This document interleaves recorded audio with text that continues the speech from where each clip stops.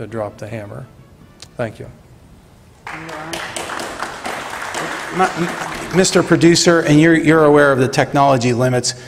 Before we get to any questions and answers, could I pretend like I have questions, and I do have questions, to bring some points? Could I ask you a couple questions? And, you may. And of course, you'll get a chance to ask yours. And he touched on some very important points that made my ear perk up. It's about time.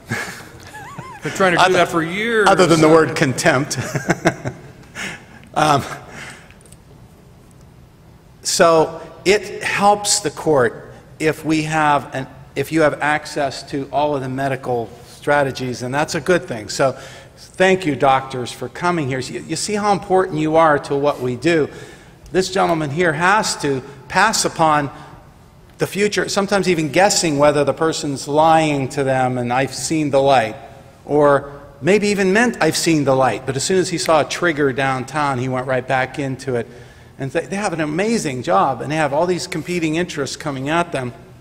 So that said, drug courts, Your Honor, it doesn't hurt a drug court to get an individual plan in writing signed by a doctor who has actually seen this person. Even for your consideration or sentencing, I know that actually helps, right? I've never had a plan submitted to me. I can't give you that answer. Yeah, see that amazes me when you said that. I like immediately caught myself, because you attorneys have a person in front of you that has a problem. To ignore the underlying problem that brought them there in the first place, to me, may not be in our rule book at the back of the Pennsylvania rules, but to me that's not very nice to ignore that problem. So as soon as you get them, if you direct them to a doctor, then this kind of paperwork, this file can start to be developed, and you can have it to help the court. The other issue... Well, let me tell you something about that. First of all, if I were to be given a report like that, it's coming from one side, so obviously I'm going to take it with a bit of a grain of salt. It's an advocate trying to set forth their position. It's also a hearsay document. I may not understand a word in there. It would be more helpful if you're going to consistently represent people with substance abuse problems and you're going to submit reports, to first educate the court by bringing in a live witness, to literally give us an opportunity to learn the credibility of this person. We have custody cases where there's custody evaluators, doctors that evaluate. We don't give a whole lot of weight to that a lot of times. We're just not sure about the science. A lot of it's the decision is going to be made on what we see and hear from the witness chair of the people involved. I'm not saying this couldn't help, but you've got to lay some groundwork to make it meaningful to the court and have credibility for us as well. And the thought is that we've been teaching for years that is exactly right. We know hearsay evidence, and we know bought and paid for experts, that maybe the report maybe is even less likely than the person, it supports the person. So certainly you want to make sure you have that relationship with the doctor and tell him you may need him to physically come to court, because you should always copy the district attorney on anything.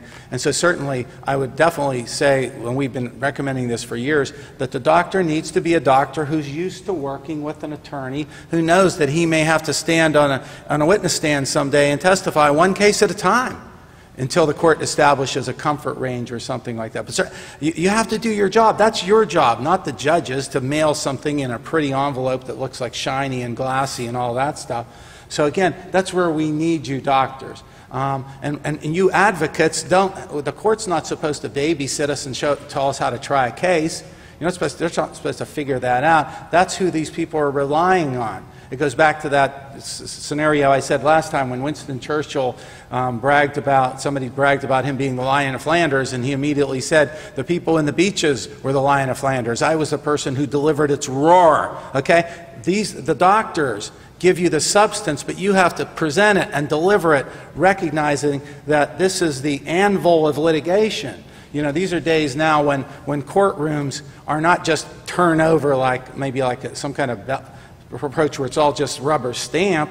You have to be able to defend your position and defend it with admissible evidence.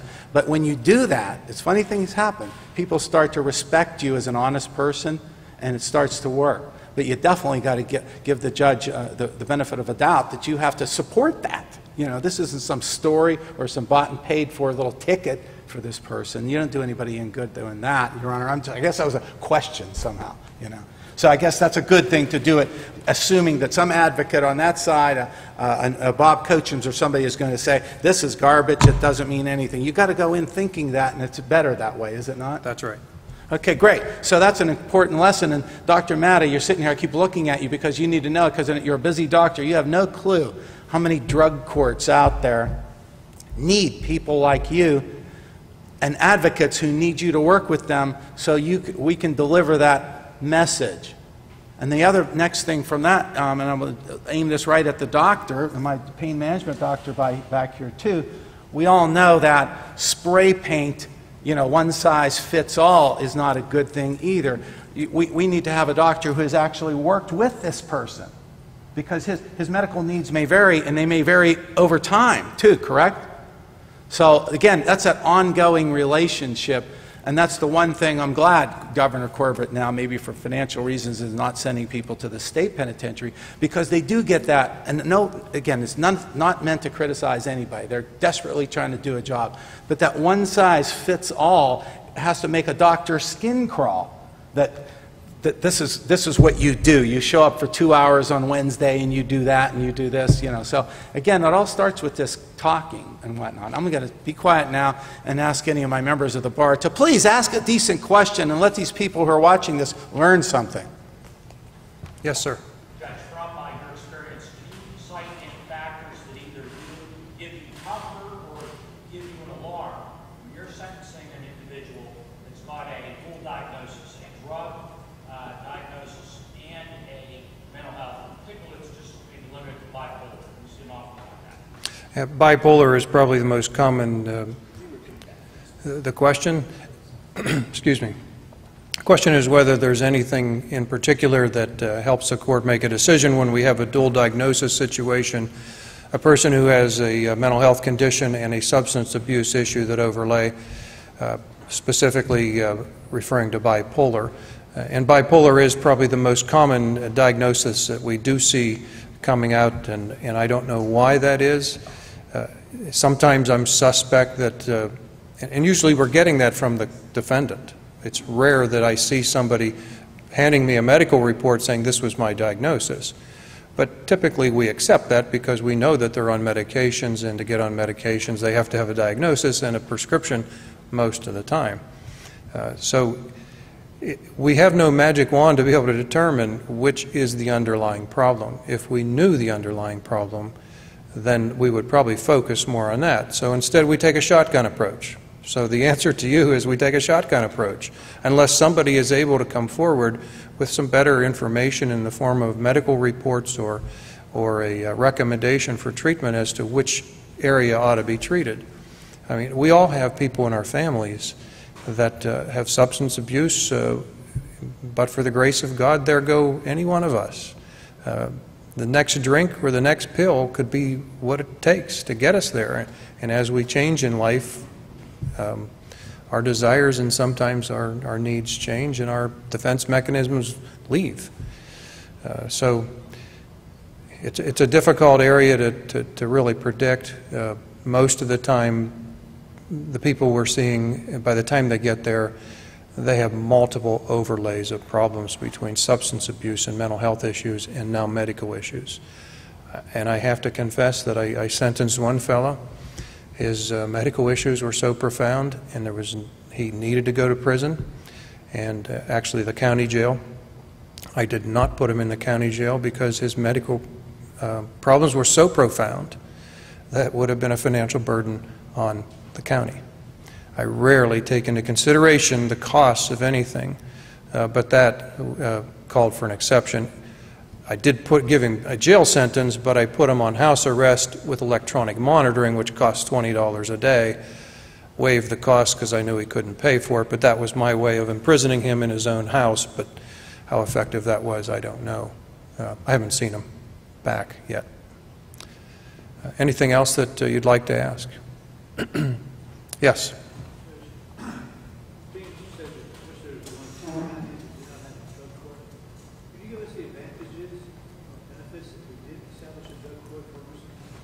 The question is whether or not I could give the advantages and disadvantages of having a drug court here in Mercer County.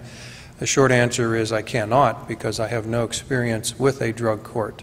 I know that Pennsylvania has a number of common pleas courts that have established drug courts.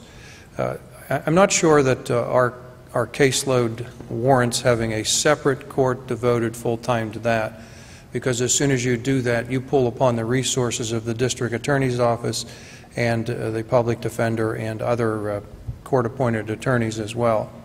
And you basically make one judge out of four the drug guru, and that's very difficult to assign. First of all, is that person qualified to do that?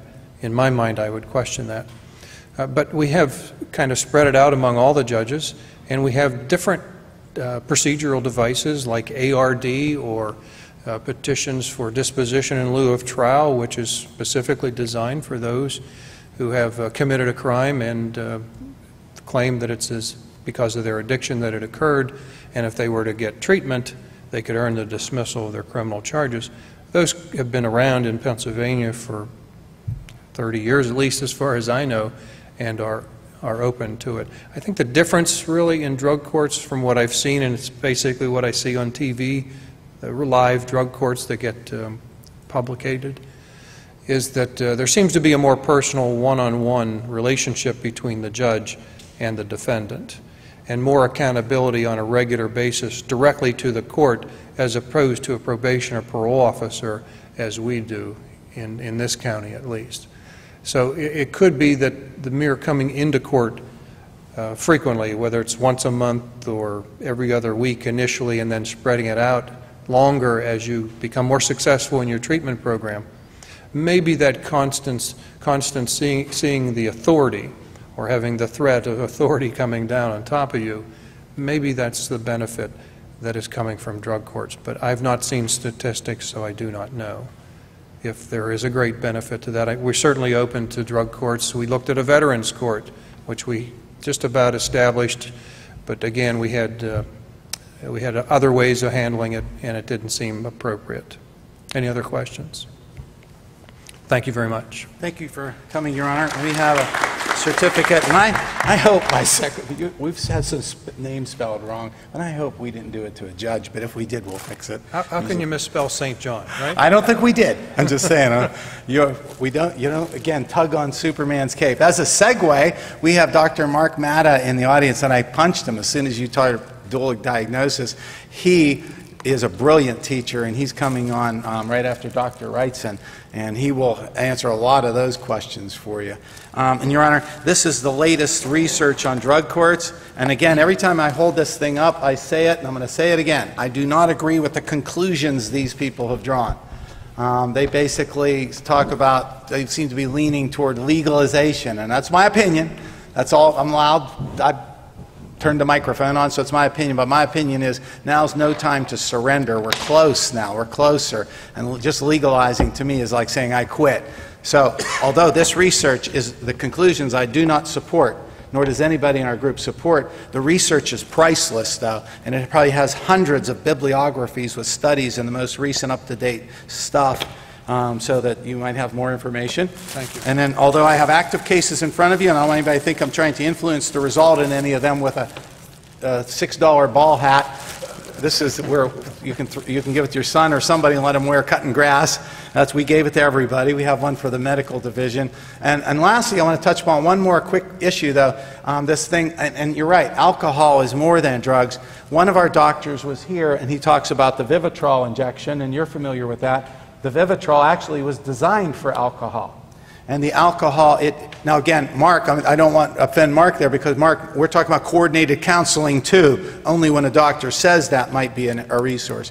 But the Vivitrol has been known to, according to these doctors, shut the receptors down in the brain so that the reward system from the alcohol intake no longer works, right? So now, we are legions away from where we were. There are references to alcohol in the book of Proverbs in the Bible. That's how alcohol has been with us. And not until 2006 has there ever been a medication like that. Proverbs 2006. So do we think we need doctors to put input to these guys that have to make life and death decisions with 30 more people waiting in their courtroom? The answer is strongly yes. We got to get them talking. You know. Thank you. Thank you. Okay, we're now moving on. Does anybody need to stretch and stand up? The last two that we have are save the best for last, and I mean that sincerely. We're now going on to, you've heard legions of statistics about pain management and how that can become a problem. How many people stand before a judge, maybe addicted, and it started with a car accident or something like that? So we get to this idea of what is pain management, and the first thing I had to do is find somebody that I felt morally comfortable with, you know. First of all, I had to find a doctor who wasn't too busy to talk to me. That was a rare thing, not disparaging the medical community. These guys are being worked to death. I mean, it's amazing the work days they put in. But once I found one who would give me some time, him and I started hanging out. Can I have that CV? It's underneath the tablet there somewhere, Terry, and all that paperwork. He and I started hanging out together and talking and working together as doctor and lawyer. And I think he started to pick up on that. And the next thing we did was we started to do what we've been talking about, an informal basis. And Doc, how many years ago has that been now? It's got to be at least 5 years. At least 5 or 6. And he sees it. He saw it right away. And this is a man who's in a profession where I think we had somebody in our community. How many years is that one doctor doing? I heard something like 10 or more. I'm not going to mention his name, but we have a doctor who's doing 10 or more years in prison. And he was kind of in the same profession. So you can see how close that call is. And listen, and I think that person who's in prison was not a bad person. I think he was a disorganized person. I think he was a person who wasn't tough enough on his patients.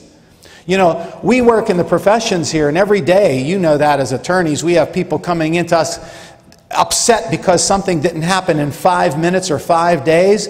And if you're not strong enough and tough enough with your patients and clients to tell them what they need to hear, not just what they want to hear, they're going to push you into all kind of crazy things. You've got to rise up and be a man or a woman, be that professional's profession. And you tell them if they get too crazy.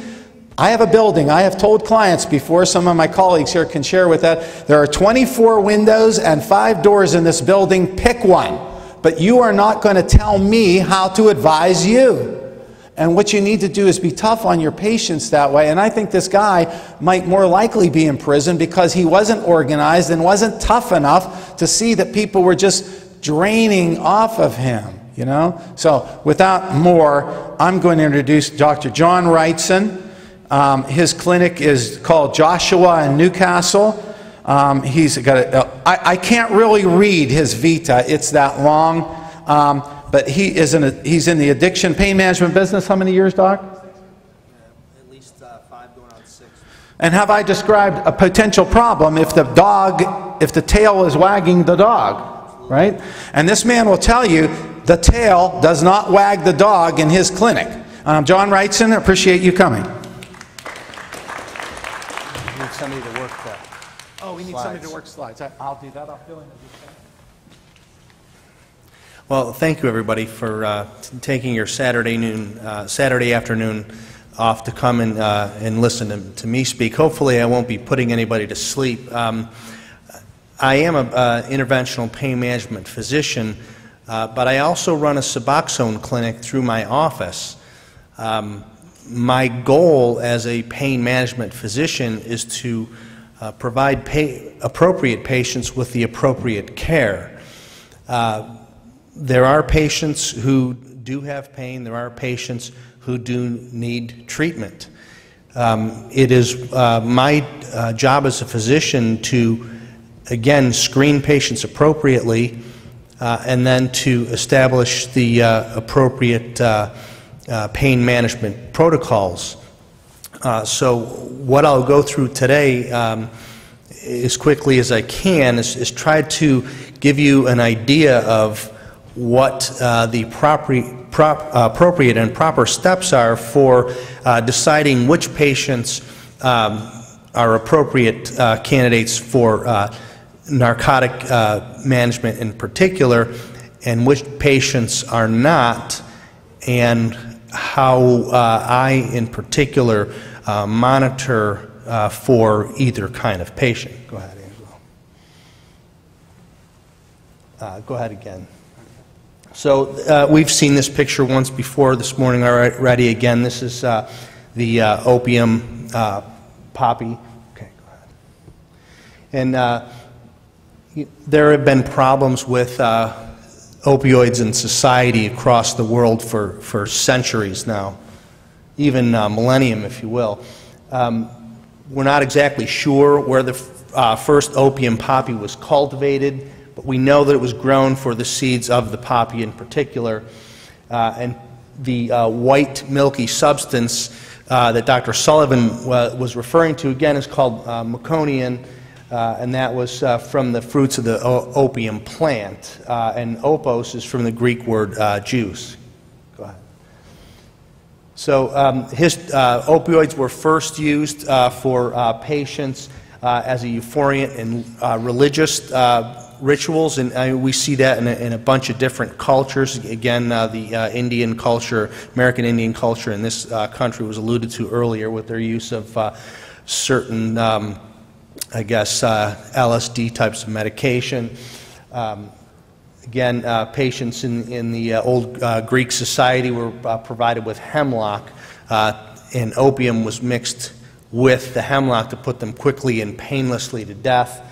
It was used as a remedy to prevent crying children as far back as 1500, and maybe more recently as 20 years ago with my, I had one of my attendings when I was doing my traumatic brain injury rotation, and he would tell me that his mother would put he and his brother in the back seat of their car, and his mom had this worked out to a science where she would give him enough, I believe it was Donatol or something like that, but be that as it may, would give him enough of this narcotic mixture to put them to sleep precisely for 2 hours, which is the length of time it would take them to drive from their house to the grandmother's house, so they didn't have to listen to them say every 5 minutes, "Are we there yet?" So again, we know that in the 8th century AD, Arab traders brought the poppy plant to both China and India. Between the 10th and 13th centuries, we know that opium then migrated to the European continent. And then as far back as the 16th century, manuscripts were developed which described drug abuse in multiple countries in Europe and West Asia, rather. Okay. So that having been said, we know that opium's been around for a long time, and that it's had some problem in society for millennium, actually. So fast forwarding to the future, so patients will typically get referred to me for a variety of reasons, either self-referred or referred by a physician. Some of these are legitimate, some of them are not. We get some patients that are self-referred that have legitimate pain, and some patients that are drug-seeking either for self-use or for diversion purposes. And we will on occasion have patients referred to us who have been established by the referring physician that they have either a substance abuse problem or that they may actually be abusers or diverters. So typically what we'll do before we see a patient, we require a certain amount of information. And we do this to sort of weed out the drug seekers or the drug abusers. Typically we'll ask a patient to provide any prior diagnostic or treatment records so that we can establish that they actually have a problem that requires treatment, potentially including the use of narcotic-based pain medication. We will ask patients to provide pharmacy records, for example, for the past year or two so that we can try to establish some type of, I guess, history of what medications they had been using. We will perform preemptive urine drug screens. No patients that come to us on the first visit ever get narcotics, and I don't believe any patient ever should, because we don't know who this patient is, no matter who referred them to us, and everybody should be treated the same, and the playing field should be level. So no patient that ever comes to us ever gets any type of narcotic-based pain medication on the first visit. They need to provide all this information first, and they have to provide us a urine drug screen, which has to appropriately represent medications that they are or are not taking, and we will also screen them for both prescription and non-prescription medications. Okay. So again, so the first thing that we'll do after the patients are presented to our office is we still have to determine whether that patient has pain, whether their pain is legitimate, and whether that pain that they may be complaining of requires the use of narcotic pain management. Not all pain syndromes will respond to opiate-based pain medication. In addition, some of those pain syndromes may not be best treated through the use of narcotic-based pain medication. So we need to establish where the patient has pain, what caused it, what kind of mitigating factors they have related to the pain, and we'll look at things like frequency, pain intensity, type of pain. It helps us to kind of determine what their pain is, the source, etc. And typically we'll use pain assessment scales, although once again these are all subjective. Pain is a subjective phenomenon.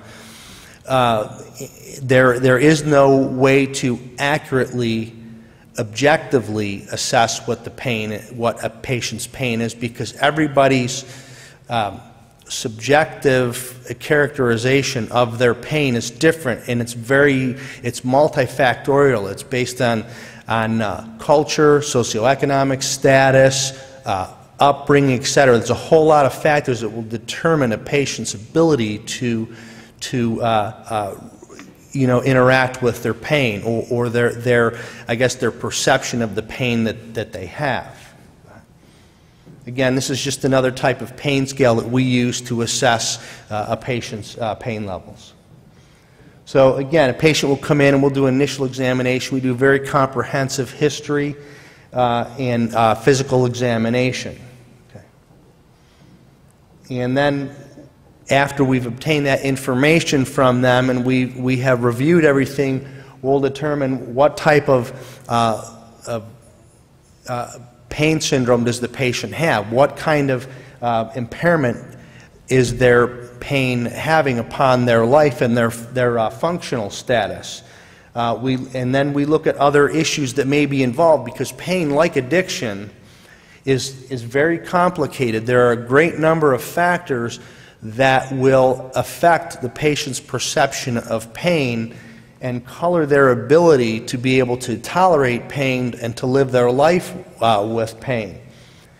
And again, as I said earlier, all of this is sort of going on concomitantly, and again, it's my job as a pain physician to determine the suitability of the patient to be treated for their pain, what treatments that they might best benefit from.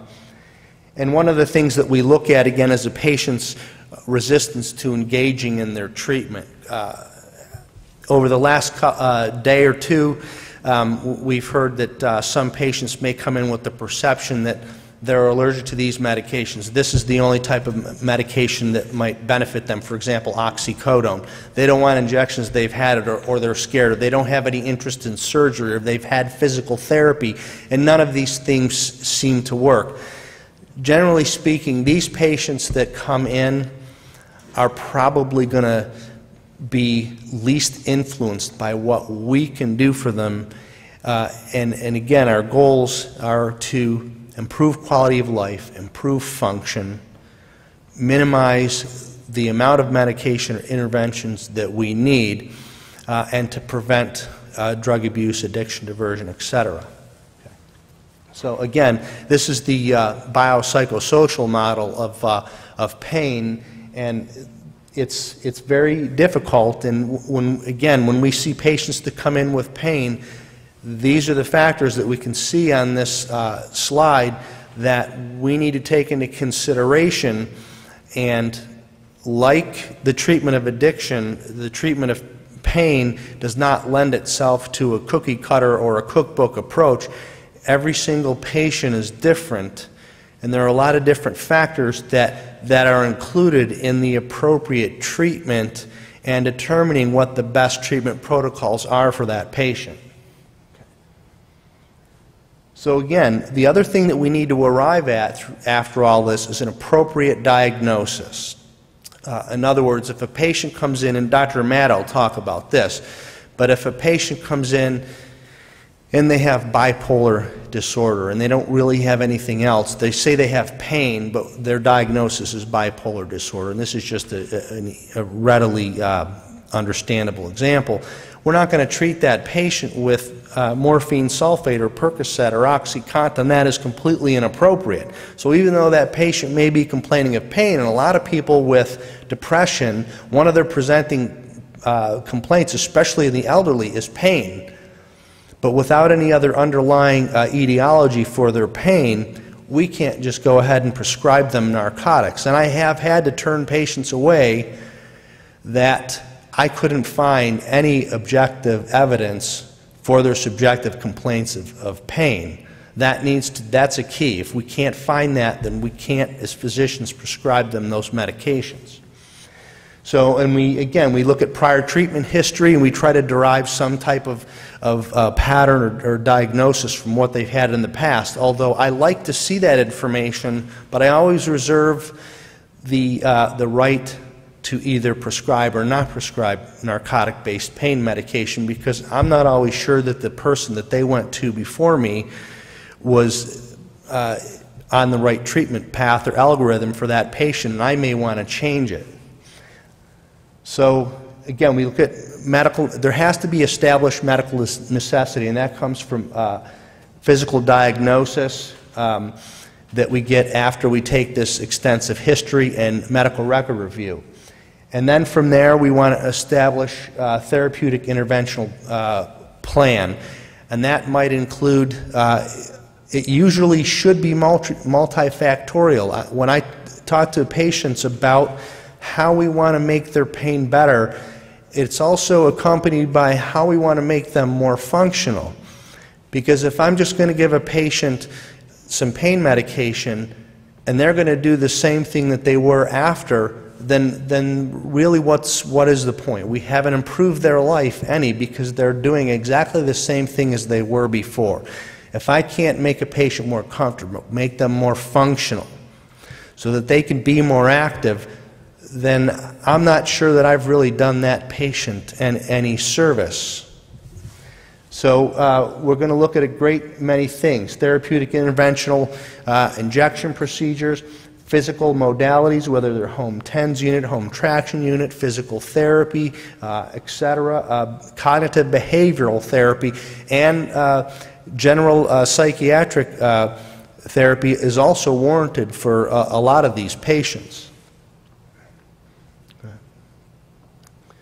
So, and again, my goal is to try to minimize the amount of prescriptions that a patient has, and that is by using all of the therapeutic options and tools that are available in an attempt to treat these patients. And again, that may employ physical therapeutic interventions, psychological interventions, and also as a last resort, usually the last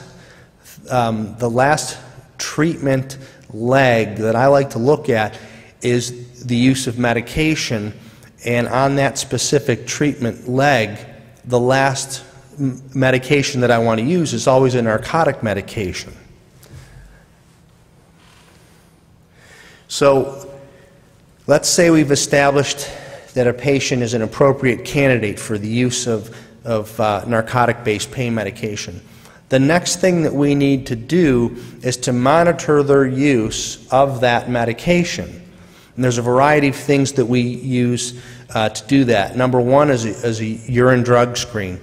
All of our patients, as I said a few minutes ago, will receive a urine drug screen before they ever receive any medication.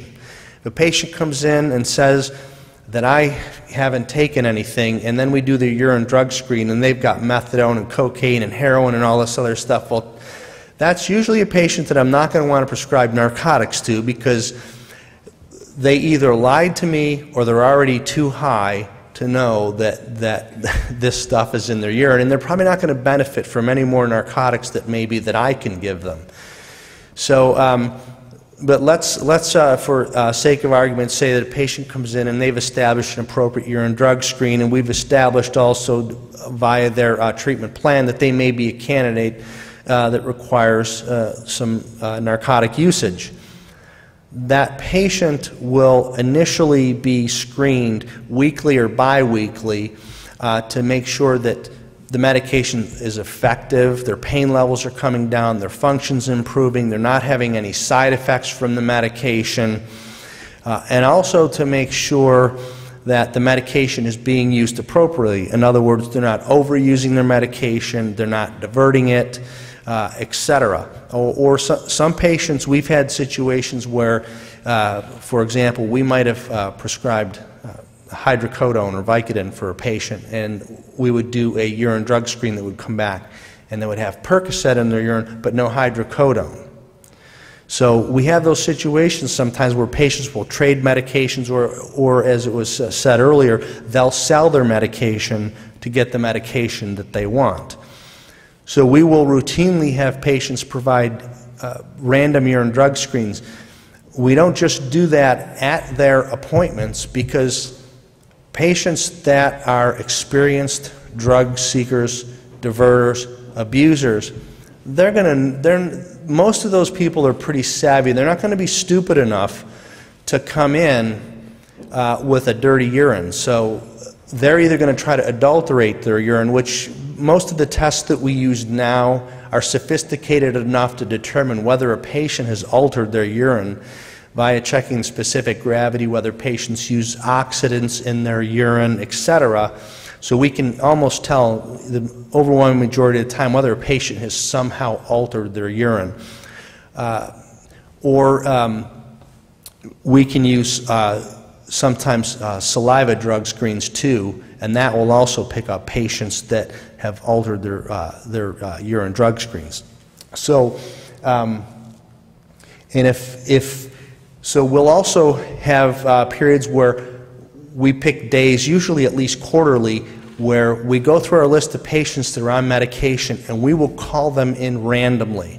And they are expected to present to our office within 4 hours with their medication and the ability to provide us with a urine drug screen. In those circumstances, we're then not allowing the patient to, or the potential diverter or abuser, the ability to prepare themselves for either a drug screen or a pill count.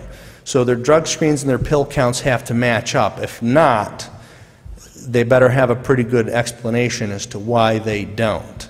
Go ahead, Angelo. So, and again, abnormal drug screens can occur for a variety of different reasons. Number one, what can we find? Sometimes we might find alternative medications. Well, let me say this first. The lay patient is not sophisticated. Judge St. John actually mentioned this. These people aren't bad people. Well, neither are our patients. Sometimes they're not very sophisticated, and they may have gone to the dentist and had a tooth pulled, and the dentist gave them some Tylenol number 3 or some Vicodin. Now, technically speaking, that's a violation of their pain. We make every patient sign a pain management agreement and an informed consent, which I'll go over shortly. We have to at least, we can't be so draconian that if a patient makes an honest mistake that has legitimate pain, we're treating them legitimately, that we're going to just go ahead and discharge everybody. So there has to be some form of, there's going to be some form of judgment placed on that. So if it's a legitimate reason, we can at least use that as an educational process. All right, continuing, the abnormal urine drug screen, the results and things we sort of already discussed, so I'm going to go ahead and proceed. So then, again, concomitantly, while we're going through the thought processes of determining appropriate and inappropriate situations to prescribe narcotics to patients, we have to assess our risk-benefit ratio. In other words, if we're going to go ahead and use narcotics to treat patients, are they going to get a benefit from what we're doing? In other words, is their pain going to be less, and is their function going to be more? Okay? And if there are adverse side effects, such as respiratory depression, decreased blood pressure, etc., is that going to adversely affect the patient? Or does the patient have, do they have a diagnosis or an underlying history of bipolar disorder? Or do they have either a history of personal substance abuse or dependency, or do they have a family history of it? All of these things we need to take into consideration when we're assessing the risk versus the benefits of any therapeutic treatment plan. So, and we want to establish treatment goals. And again, our treatment goals in general are we want to reduce pain and improve function. Now, obviously the individual patient goals will vary from patient to patient, but nevertheless, we need to establish treatment goals and ensure that we are going to obtain those treatment goals. And then finally, we need to use caution when prescribing narcotic-based pain medications to opioid-naive patients.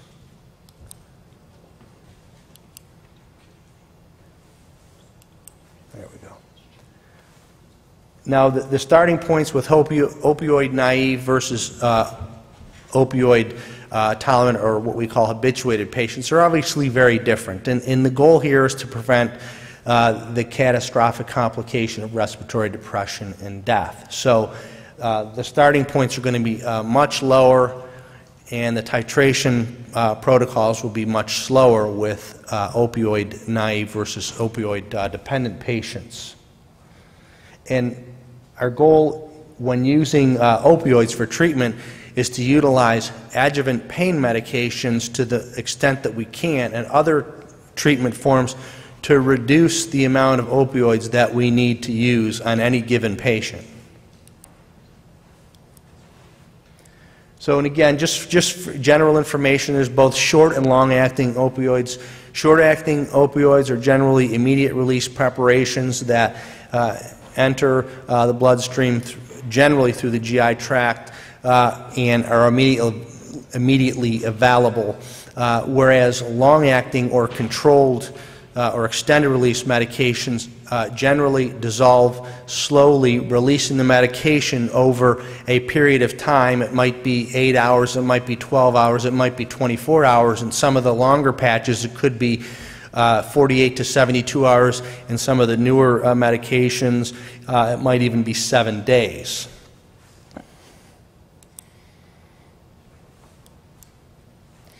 And generally speaking, short-term or acute, short-term pain medications are used for acute pain, such as post-op pain, pain caused acutely by an injury such as a fracture, or pain that patients may get from shingles, for example. Long-term pain or chronic pain is generally defined as pain that lasts longer than 3 months. So we might, and generally the prototypical type of pain is cancer pain. The pain can come from a variety of sources: the cancer itself, surgery, chemotherapy, or radiation. And again, there's a very well-known stepladder of treatment developed by the World Health Organization that starts patients out with medications such as Tylenol or anti-inflammatories, and then goes to some of the milder narcotics, and then there are medium-strength narcotics, and then very potent narcotics. And then the problem that everything stems from, and the reason why we're here, again, historically, or more recently rather, the problem that we have with addiction in society is not as much due to the heroines, the cocaines, those types of medications that are illicit street drugs. Rather, the problem that we're dealing with is diversion and abuse of drugs or opiates that are prescribed by physicians. And they're generally prescribed by physicians to a much greater extent for chronic non-malignant or non-cancer pain than for cancer pain or any other type of pain. And it has been determined that chronic non-cancer pain, pain is a huge problem. And as of 2005, at least 19% of adults reported chronic pain, and about 34% of them recorded recurrent pain. And the role of using opioids in treating chronic pain is actually less well defined than it is for treating cancer pain, and there is no sort of standard of care per se, or no set, I guess, rule of thumb that healthcare providers used to try to manage these patients.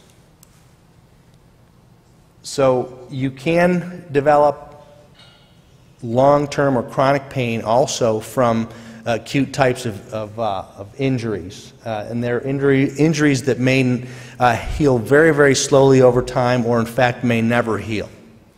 And then there's arthritis pain.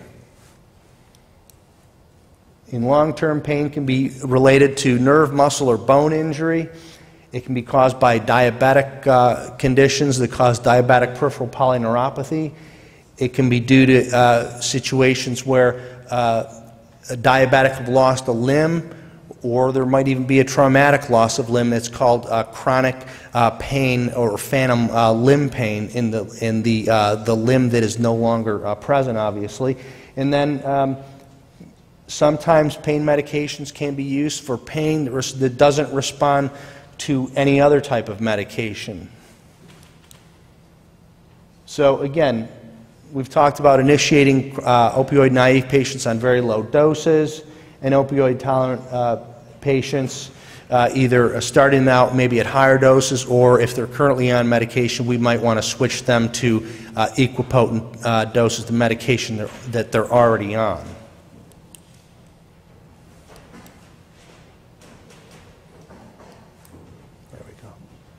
And again, we titrate patients up slowly. We monitor for signs of efficacy, side effects, etc. And in particular, not just during some of this, when we talk about drug-seeking behaviors, what I do in chronic pain management is difficult, because what I've been trying to do thus far is to paint a picture of how to manage these patients, and this has been done today in a stepwise fashion. In reality, the way this works is these things, many of the steps or the protocols that I've talked about today in managing and treating and initiating treatment and continuing treatment for that matter, are all going on simultaneously. We're looking for efficacy of our treatment protocols. We're looking for side effects. We're looking for improved quality of life. We're looking for aberrant drug-seeking types of behaviors as well. So it's difficult, and although it's compartmentalized for the purposes of this discussion, in fact, in reality, these things are sort of all going on concomitantly. So, and once we have once the patient has reached a level where their pain is more well controlled and more tolerant for the patient, and they have no side effects and their function is improved, the patients can then settle into a maintenance phase, so life becomes a little bit easier. And generally at that point, what we'll do is monitor the patients either monthly or quarterly, depending on the medication that they're on.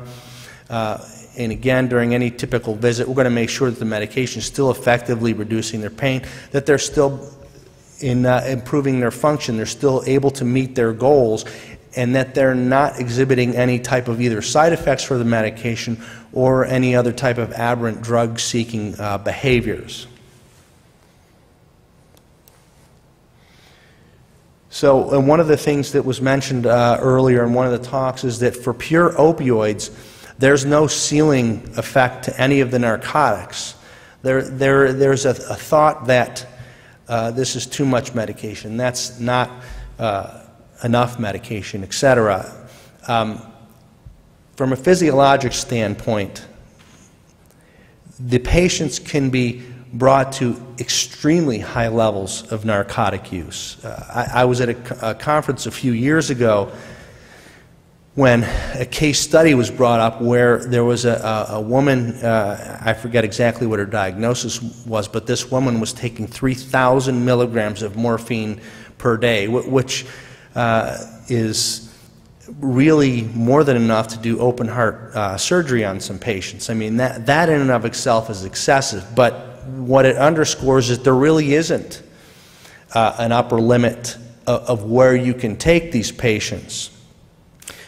That's where the clinical judgment comes in saying at a certain point that, you know, we need to look at other ways to try to control their pain, and I have started educating my patients about what our limits are, where they're going, what things we need to do, and I will frequently, I preempt just about every conversation I have with patients by saying that more than likely you're going to develop tolerance, and at some point we're going to have to taper you off your medications, and you're going to have to be off your medications for a period of time so that your body can sort of reset its normal physiological functions. Because there's even patients that are not addicted. There's patients that are dependent on medication. That will be any patient that takes medication. If you take 3 Vicodin a day for a few months, you are dependent on that medication. And that means that if you stop the medication abruptly, you will go through withdrawal. That does not make you an addict. There's a big difference between addiction and dependency. Addiction has a lot more negative factors that go along with it. Compulsive use despite harm, health problems, legal problems, all kinds of things that occur with addiction do not occur with a normal responsible patient taking 3 Vicodin a day. So that's a distinction that has to be made, because I will have patients that will come in to me and say, well, I don't want to be addicted to medication.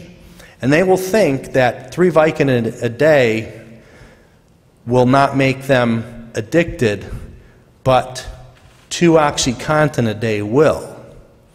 And as Dr. Sullivan said, all this is just a different colored M&M. The physiologic response to the medication is exactly the same. Exactly the same thing can happen in addicts and non-addicts when it comes to stopping the medication. So that's really an important distinction for people to understand, because a lot of times patients will get labeled addicts and they're not addicts. Even laboratory animals, if you feed them enough hydrocodone or oxycodone, or even alcohol for that matter, or cocaine for long enough, they will become dependent on that medication, so that if you withdraw them abruptly, even a laboratory animal will exhibit withdrawal phenomenon.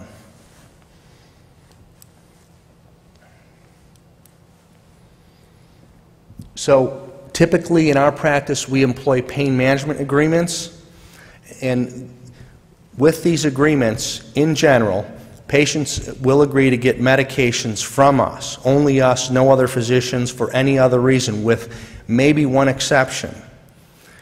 If a patient has acute pain either from surgery, or let's say they fracture, you know, an arm or a leg, they're probably going to need more pain medication to deal with that acute problem.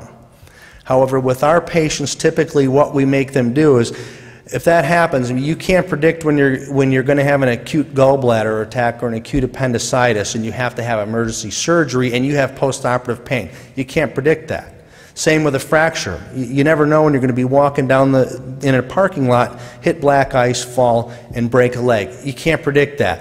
That is pain that's different from the patient's chronic pain and may require the use of narcotics in addition to what they're already taking.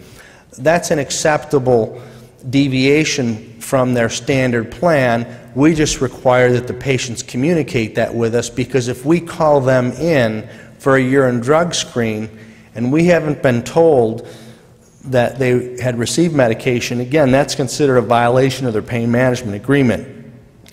Go ahead. All medications or just your pain medications? That, when patients, if I have Mr. Smith that comes to me and they have, you know, reflex sympathetic dystrophy and a chronic painful condition, and I'm prescribing them Percocet, let's say, from that day forward, when I start to write for that medication, that narcotic, they cannot get a narcotic, whether it's Vicodin, Tylenol number 3. In other words, if they go to their primary care physician after that and they sprain their ankle and their doctor, their PCP wants to give them Vicodin, that's an absolute no-no. They need to communicate that stuff with us, because it's, you know, the old adage, you know, too many cooks in the kitchen spoil the soup. Well, it's dangerous because we don't know. If I don't know that this patient is getting pain medication somewhere else, I could inadvertently overdose a patient and they could die. And that's why we need to know, as the pain management physician, exactly what they're taking at all times. What I was relating to more is, say they take a high blood pressure pill. Say they're taking high blood pressure, some other medication unrelated to pain. Do you still have to prescribe all that, or just pain medication? No, it's just the pain medication. The patient's normal blood pressure medication, diabetic medication, etc., that can still go through their primary care physician or cardiologist, whoever's managing that. It's just the narcotics. Okay. Also, in general, patients are expected to use their medication as prescribed. We make that clear. If we say you can only take 3 a day, you can only take 3 a day. And I tell them up front, if, however, you want to take 10 a day, that's up to you. But don't call me 2 weeks or 3 weeks and say you're out of your medication, because I'm going to tell you that I told you not to do that. You signed a pain management agreement that specifically said you're not going to do that. And guess what? Now you're going to get sick and go through withdrawal. It only happens once, because withdrawal is miserable. It's the worst flu that you could ever get in your life. So we don't make any exceptions on that rule. Same thing, patients agree that they're going to follow the treatment plan. They're going to show up on time and on the regular scheduled days for their appointments. They're going to follow through. They're required to present for random urine drug screens and pill counts. They have to come for those if they can't. Now, obviously, you know, let's say, you know, Judge St. John, we call him in at 11 a.m. and he's going to be sitting on the bench for 4 hours. Now, how's he going to come in for a urine? He can't. I mean, there are certain extenuating circumstances. However, under those circumstances, we also require that the patients show us proof, objective documentation as to why they can't be there. You got to have a legitimate reason. If you can't give us a legitimate reason as to why you can't be there for your urine drug screen, then our thought is you're hiding something. So we can't allow that kind of behavior to occur. Same with the patients. You know, we don't let patients, our policies, we don't phone in any any medications. I don't phone in ibuprofen, I don't phone in antibiotics, nothing. Because a patient can call up and say, hi, I'm Mrs. Smith, I work for Dr. Wrightson's office, and I want to phone in Mr. Johnson 360 30 milligram oxycodone tablets. Okay, that can happen. So we have established in our office ways and defense strategies, all that we can think of, to prevent patients the ability to obtain medications in those fashions. So that actually happened to me. I think I had established my practice about 3 or 4 months into it. We had written a prescription for ibuprofen, and a girl that I was taking care of actually called, and she said it was my secretary. And You know, I mean, it was just a mess. So I learned very early on that we can't, you know, there's certain steps that we have to take to prevent those kinds of things from happening. Same thing with prescriptions. We write our prescriptions in certain ink color. We stamp something on the back of it that only we do, so pharmacies know when they see our prescriptions come through, they know they're ours. We save copies of everything. We prescribe nothing early. If the dog eats your prescription, guess what?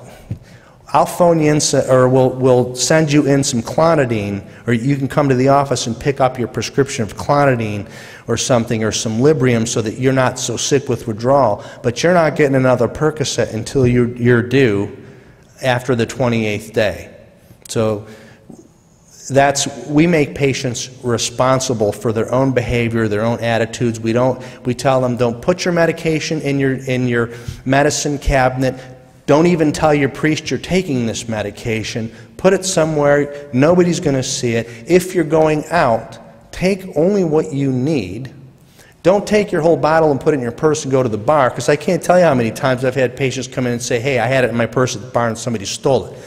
You know what? Well, I can't cure stupid, you know? I mean, that's common sense.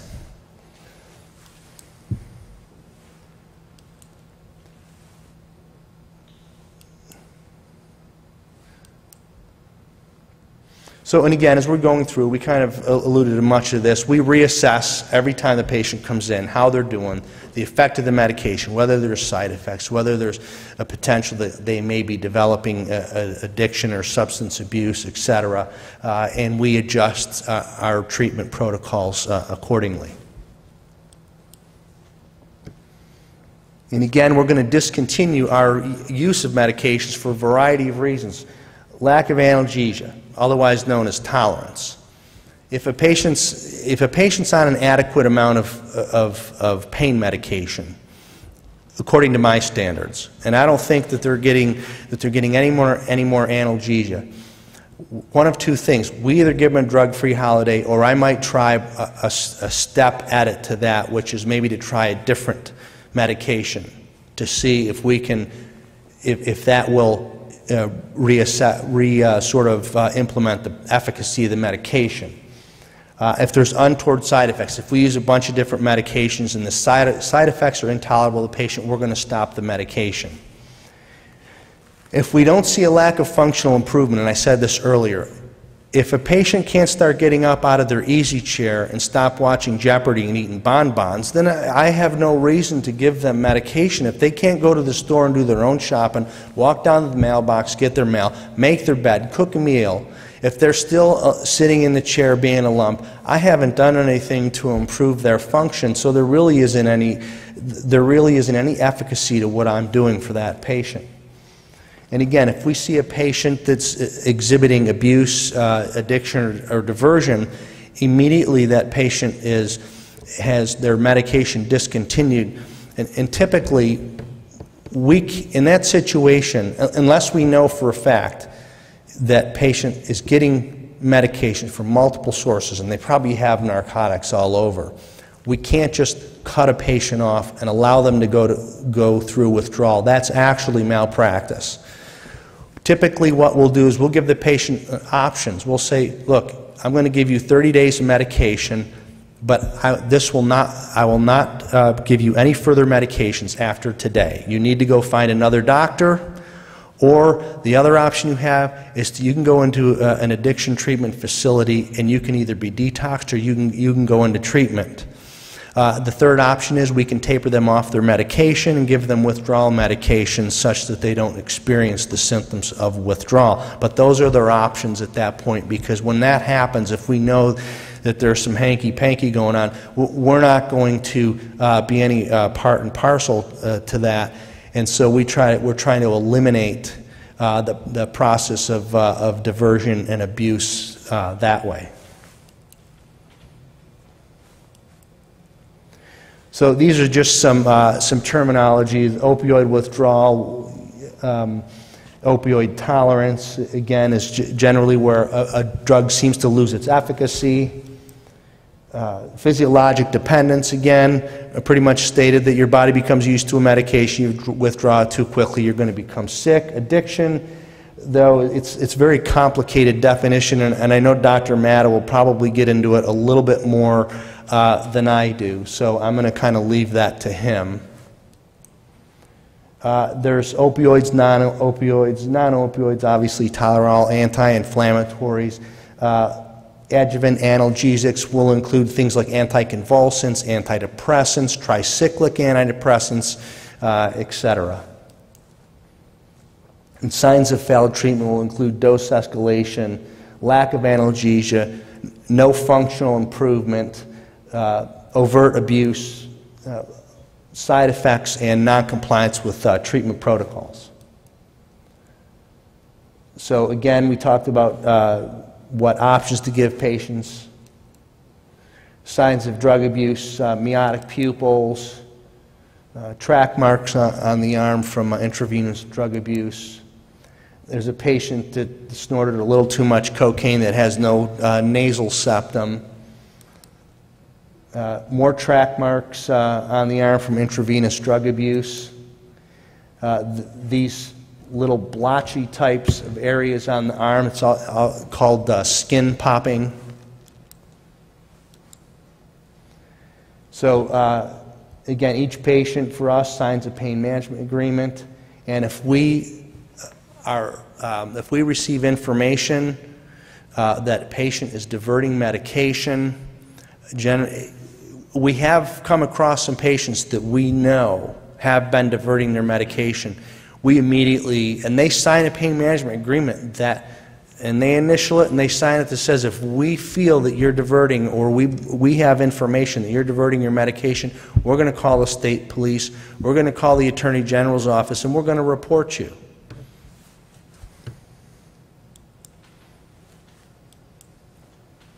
And, you know, in conclusion, the patients have to be properly screened. We have to confirm the diagnosis, and again, it has to be a diagnosis that would benefit from the use of narcotics as an appropriate. Also, the patient has to sign a pain management agreement.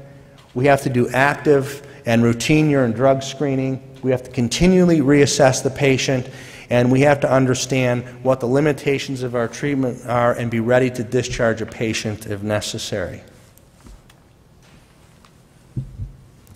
That's all I have. Thank you, Dr. Wrightson. I have a ball hat for you. Thank you. With medical on it, not legal. Good. I'm emphasizing not legal because we don't know half what he does, so we need to make sure we do.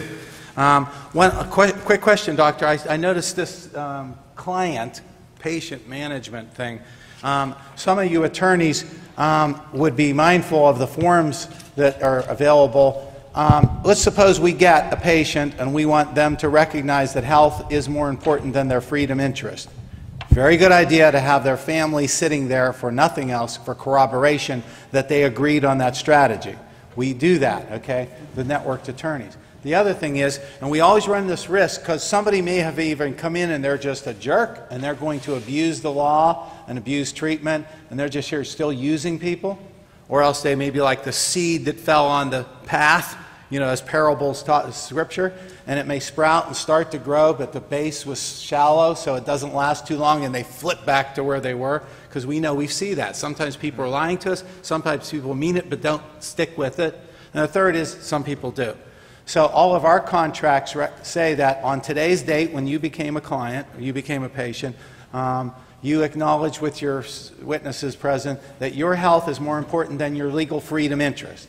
Second, based upon that paragraph above, you, my attorney, we agree, my doctor, are not only authorized, but directed by me to contact the authorities upon reasonable suspicion of a relapse to protect my life and the life of those around me. So that's all signed off in those agreements like you talked about, and that's really, I'm glad to see you guys do that too. We cover that issue too, because it's very possible that you could become, you are no longer an advocate, right? You want to draw that line on what the terms of your advocacy were, because the Sixth Amendment, says that they're entitled to defense, and you know the guy's going crazy now, and he's near death, or he's going to kill somebody. Now you're right there in the middle of an ethical quandary. So that'll help you, but we really encourage more than that. to be a treatment attorney and let the person have a separate legal attorney that works together. So now you give him his full panoply of Sixth Amendment rights, including that maybe eventual conflict, and still be a good treatment attorney. Yeah, and I mean, these agreements and these informed consents that we came up with, they have taken place and taken their current shape and form sort of over the years through, repeated reassessment, and we have actually had, I don't know if any of you are familiar with Jennifer Bolins, but she is actually an attorney for the Department of Justice, and she's actually a liaison for the DEA in Washington.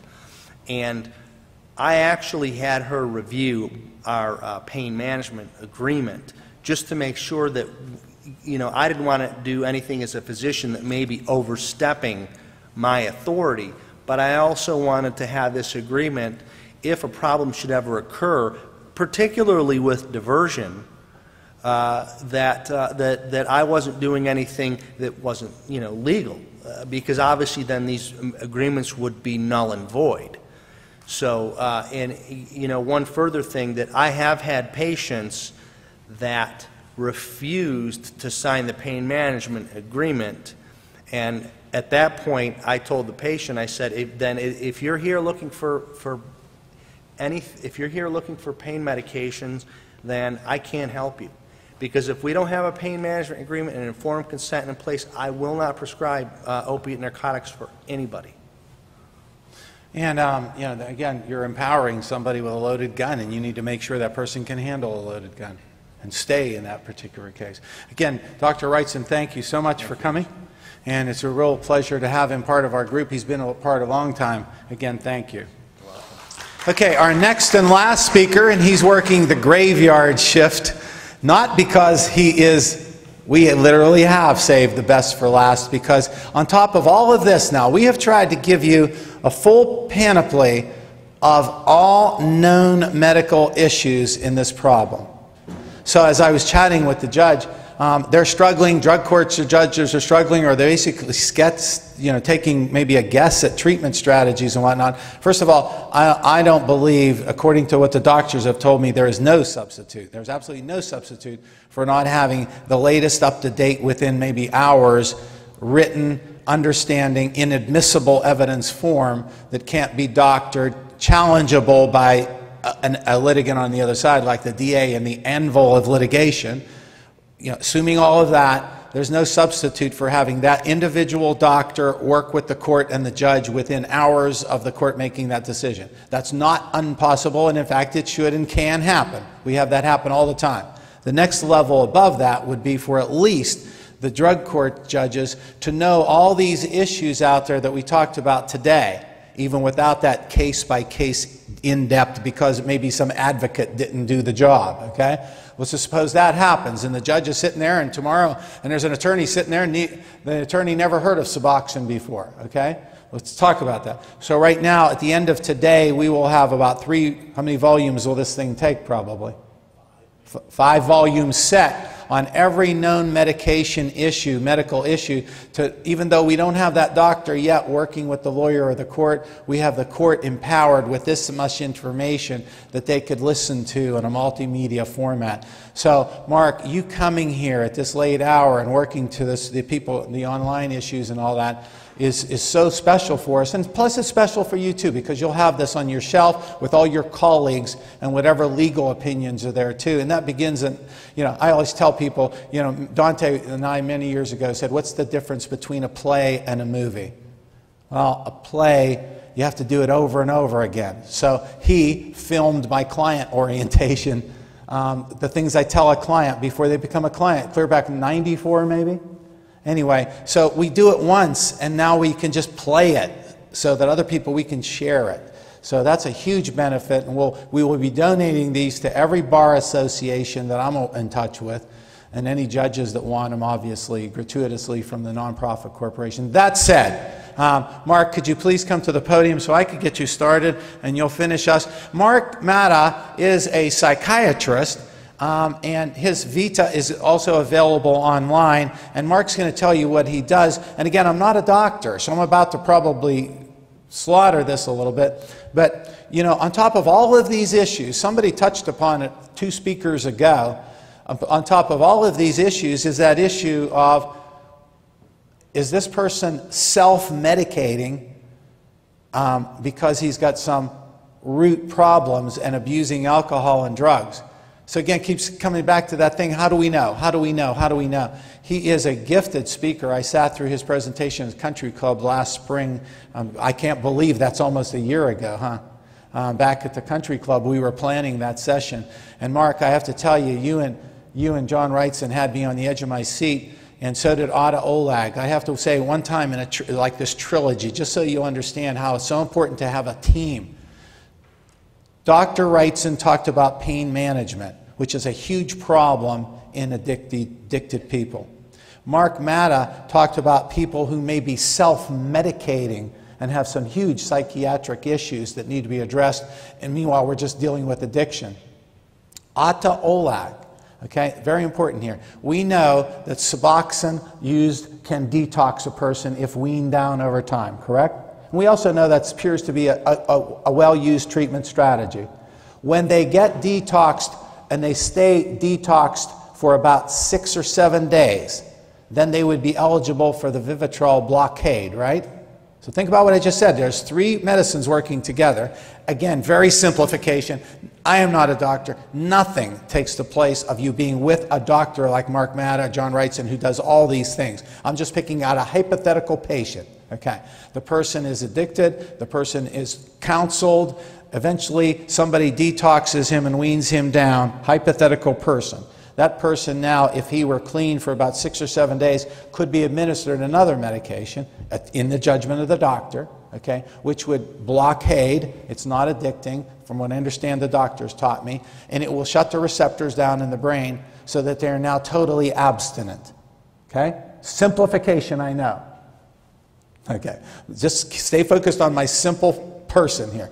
Okay, now that Dr. Matta Olag talked about administering Suboxone, and he talked about being in his patient's face. Dr. Olag talked at the Country Club about being so aggressive on dropping the dosage on that Suboxone, which is addicting, that he actually takes respiratory readings every hour when he doesn't give it to them, or something like that. And it's his job. He wants to, again, remember we talked about being a professional, telling your patient what they need to hear, even if they don't want to hear it? He's going to force them downward, downward, and downward, and downward. And that's kind of what you're doing too, correct? So again, when you get all these people working together, and addicts are pretty slippery, aren't they? Do you think they manipulate once in a while? Do you think they turn one doctor and one lawyer against each other? Yeah, they do. So again, all it helps. Without further delay, Mark, it's all yours, and I'll be hanging here listening to you. And I know I missed a lot last time, but I won't now because we're filming it. Thank you. Thank you, Angelo. Do you have my little clicker? My pocket. So John wouldn't walk away with it. No problem. So, well, first of all, thank you, Angelo, for inviting me to speak today. It's an extremely complicated topic, that being addiction in general. And in psychiatry, we do learn about this. It is part of our training. It's part of our residency program. It's included in our diagnostic manual in terms of learning what the different substance abuses are and how they connect to the mental illnesses. And I can't emphasize enough how much education we need. I don't think we'll ever have enough, and especially in a field that requires so many different disciplines to come together in order to get it right.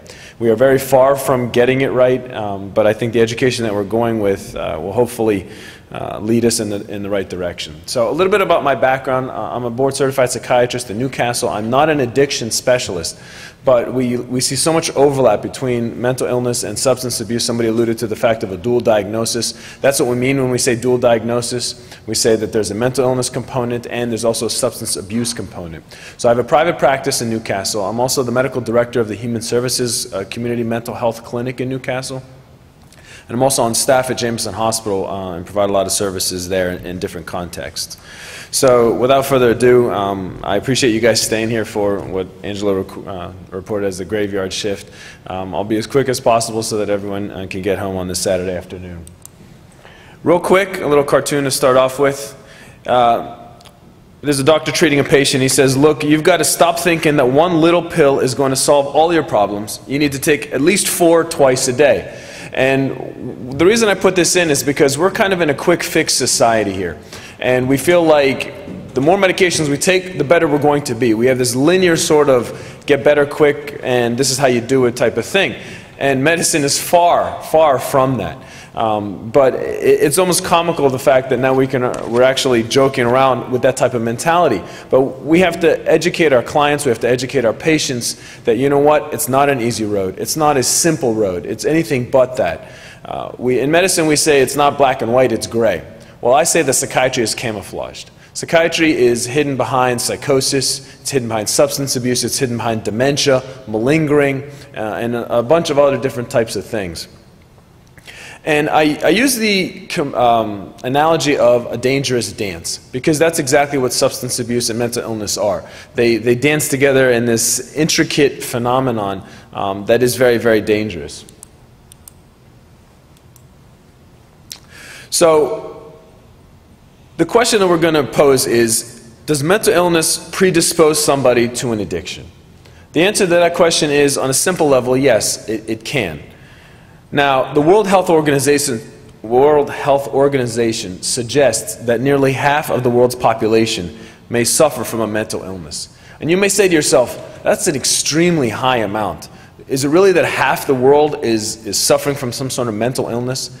Then you go on to further questions. Well, what defines a mental illness? A lot of my patients that are reluctant to come and see me, and their family members are the ones that are pushing them to come, say to me, well, why do I need to be treated? Why does my depression need to be treated? Everybody gets depressed. Everybody gets anxious. Why does that need to be treated? And I tell them, yes, you're absolutely right. Emotions are a natural part of being a human. But what's unnatural is when those emotions make things worse. So I'm sure at some point in all of our lives, our emotions made a situation worse than what it could have otherwise been. Doesn't mean you have to treat it because it's been a one-time deal. But if it's a persistent pattern of disorder, then yes, we need to find some sort of remedy to fix this. And every single diagnosis that we have in psychiatry has a little footnote that says must cause dysfunction in their life in a few different patterns, socially, personally, or occupationally. Now, approximately a third to a half of Americans experience chronic or intermittent repeating pain. That's around 80 million Americans that are suffering from pain symptoms. Chemical dependency, then, may affect up to 15% of our population. That's 1.5 out of every 10 people could suffer from some sort of chemical dependency. Likewise, chemical dependency education, screening, and treatment training has been very poor in residency programs, even in psychiatry programs. We don't focus a lot on substance abuse. We almost consider that a separate type of an issue, let alone all the medical specialties, the emergency room doctors that see a brunt of these substance abusers when they come in with overdoses, the family practice doctors that are treating them, the pain specialists like Dr. Wrightson. And so our education is also limited, and that doesn't help our patients any. In the year 1995, drug abuse cost the American economy $109.8 billion. $109.8 billion. Talk about trying to reduce the deficit, right? That doesn't help much. Americans constitute only 4.6% of the world's population, yet they consume 80% of the world's opioid supply and 99% of the world's hydrocodone supply. Retail sales of morphine, hydrocodone, hydromorphone, and fentanyl-based medications have skyrocketed over the years. Epidemiological studies carried out in Europe suggest that at this moment, roughly 8.5% of the world's population are suffering from a depressive disorder. So if you take this moment in time, you can say that 8.5% of the world may be suffering from depression. It is estimated that roughly 1% of the adult population suffers from bipolar 1, a further 1% suffer from bipolar 2, and somewhere between 2 and 5% suffer from sub-threshold forms of bipolar. Now, I know bipolar disorder was mentioned by the judge and by Dr. Wrightson as well. And what makes bipolar disorder kind of the standout mental illness when it comes to substance abuse? And there's a couple different reasons for that. To have a definition of bipolar disorder, it's more than just having an emotion in 1 minute and another emotion the second minute. And I can't tell you how many of my clients come in and assume that they have bipolar simply because they express this sort of fluctuating emotion throughout the day. To have a diagnosis of bipolar disorder, you have to have what they call a manic episode. A manic episode is a time period in which they have this euphoria, this almost sense of invincibility, that they can do anything that they want to do, and there will be no consequences that are going to be bad. Their judgment is impaired. They are very, very impulsive. They engage in what we call pleasure-seeking behaviors, again, because of this sense of invincibility. And substance abuse isn't the only thing. They are very promiscuous. They go out and spend money irrationally. They'll max out credit cards. They'll buy 2 cars in one day. It causes themselves a lot of financial problems. And this can go on for months if it's not treated appropriately. They don't see a need for sleep, not because they can't sleep. There's a big distinction. They don't feel a need to sleep because their energy level is so high. So that's a manic episode. They have depressive episodes as well, and their depression is not any different than a major depression. So they depress with sadness, decreased motivation, lack of enjoying life. So their depression is the same. Now, a bipolar patient will express depression a lot more than they'll express mania. The differences between bipolar 1 and bipolar 2 is simply the extent of the manic episode. So bipolar 2 patient expresses what we call hypomania, or a decreased mania. It's not quite as severe, not quite as long as the bipolar 1s. But either way, it can be just as devastating. And then there are a lot of patients, because bipolar disorder is still a very working diagnosis in psychiatry, we're still learning so much about it, that a lot of patients present with what we call these sub-threshold symptoms. We categorize them in a category called bipolar disorder not otherwise specified, so they don't fall into 1 or 2. But either way, the point is that there are a large number of the population that will suffer from bipolar disorder. Now, what about chaperoning the dance? Well, let's define a few different definitions, and I know Dr. Wrightson touched on these a little bit. Addiction is a primary chronic neurobiologic disease with genetic, psychosocial, and environmental factors influencing its development and manifestation. Physical dependence is different than addiction, just like Dr. Wrightson said. Physical dependence is a state of adaptation that is manifested by a drug class-specific withdrawal syndrome that can be produced by abrupt cessation, rapid dose reduction, decreasing blood levels of the drug, and/or administration of an antagonist. This is a natural phenomenon. So anybody can, and everybody will develop a physical dependency to a drug or a molecule that the body this can happen to. I use the example of coffee all the time with my clients. So you can develop physical dependence to caffeine. And likewise, you can develop tolerance to caffeine. Tolerance is defined as a state of adaptation in which exposure to a drug-induced changes the result in a diminution of the drug's effects over time. Many people, when they start drinking coffee, they start off by drinking 1 cup, right? And the caffeine is enough to give them that little boost to get their day started. After a while, 1 cup isn't enough. They need a whole pot just to function for that morning. That is what tolerance is. That's what physical dependency is. It's the body's natural adaptation to a molecule. It upregulates receptors, and so the effect that it once had, that molecule did, no longer has that same effect. So you need to dose it higher. And we run into this problem with opiate medications. We run into this problem with benzodiazepines. And we run into this problem with many other things, such as caffeine. Pseudo-addiction is a relatively new term. It's kind of controversial. But it's defined as iatrogenic syndrome, or physician-induced syndrome, in which patients display addictive behaviors, but the cause is due to insufficient pain relief. And I'm sure Dr. Wrightson would agree with me when I say, we as physicians don't know how to treat pain very well. We definitely don't have cures for pain. We don't have cures for many different syndromes, but pain in specific we don't have cures for. And so our ability to treat, especially chronic pain, pain that doesn't go away, that's unrelenting, we can treat acute pain very well. Right? You break your arm, you take a medication, it alleviates the pain until the bone heals. That can be done. But when we're talking chronic pain by a number of different syndromes, we just don't have the resources right now, don't have the research to back up the treatment as well as we would like to. So I'm going to go into some diagnostic criteria of substance abuse and mental illnesses. Psychiatry uses a manual called the DSM-4, the Diagnostic and Statistics Manual of Mental Health Disorders. It's in its 4th edition, and that's called text revision. That's what the TR stands for. Now, the American Psychiatric Association just released in December that they came out with the DSM-5. It's been about 15 years in the making, a lot of politics, I'm sure. It's going to be released in May at the National Convention in San Francisco. But for now, we still use the DSM-4-TR. It defines substance abuse as a maladaptive pattern of substance use leading to clinically significant impairment or distress, as manifested by four or at least one or more of the following occurring in a 12-month period. Recurrent substance use resulting in a failure to fulfill major role obligations at work, school, or home. Example of this can be repeated absences or poor work performances related to substance use related absences, suspensions, or expulsions from school, and neglect of children or household responsibilities. It can also have recurrent substance use in situations in which it is physically hazardous, that is driving an automobile, operating heavy machinery, or being impaired whenever you're doing these types of things. I tell my clients all the time, even when I start them on a non-controlled substance, listen, before you take this medication the first time, don't plan on driving a backhoe or any sort of other machinery in which just the first time you take any medication, even non-controlled, could impair your judgment or your coordination. You can have recurrent substance-related legal problems, and my colleagues in the law can obviously account for this, and the judge as well. Arrests for substance-related disorderly conduct and other types of things. And then continued substance use despite having persistent or recurrent social or interpersonal problems caused or exacerbated by the effects of the substance. Examples are arguments with your spouse about consequences of intoxication, having physical fights as well. One thing I've learned about these substance users is their lives are absolutely chaotic. There's just no sense of peace or serenity to their day.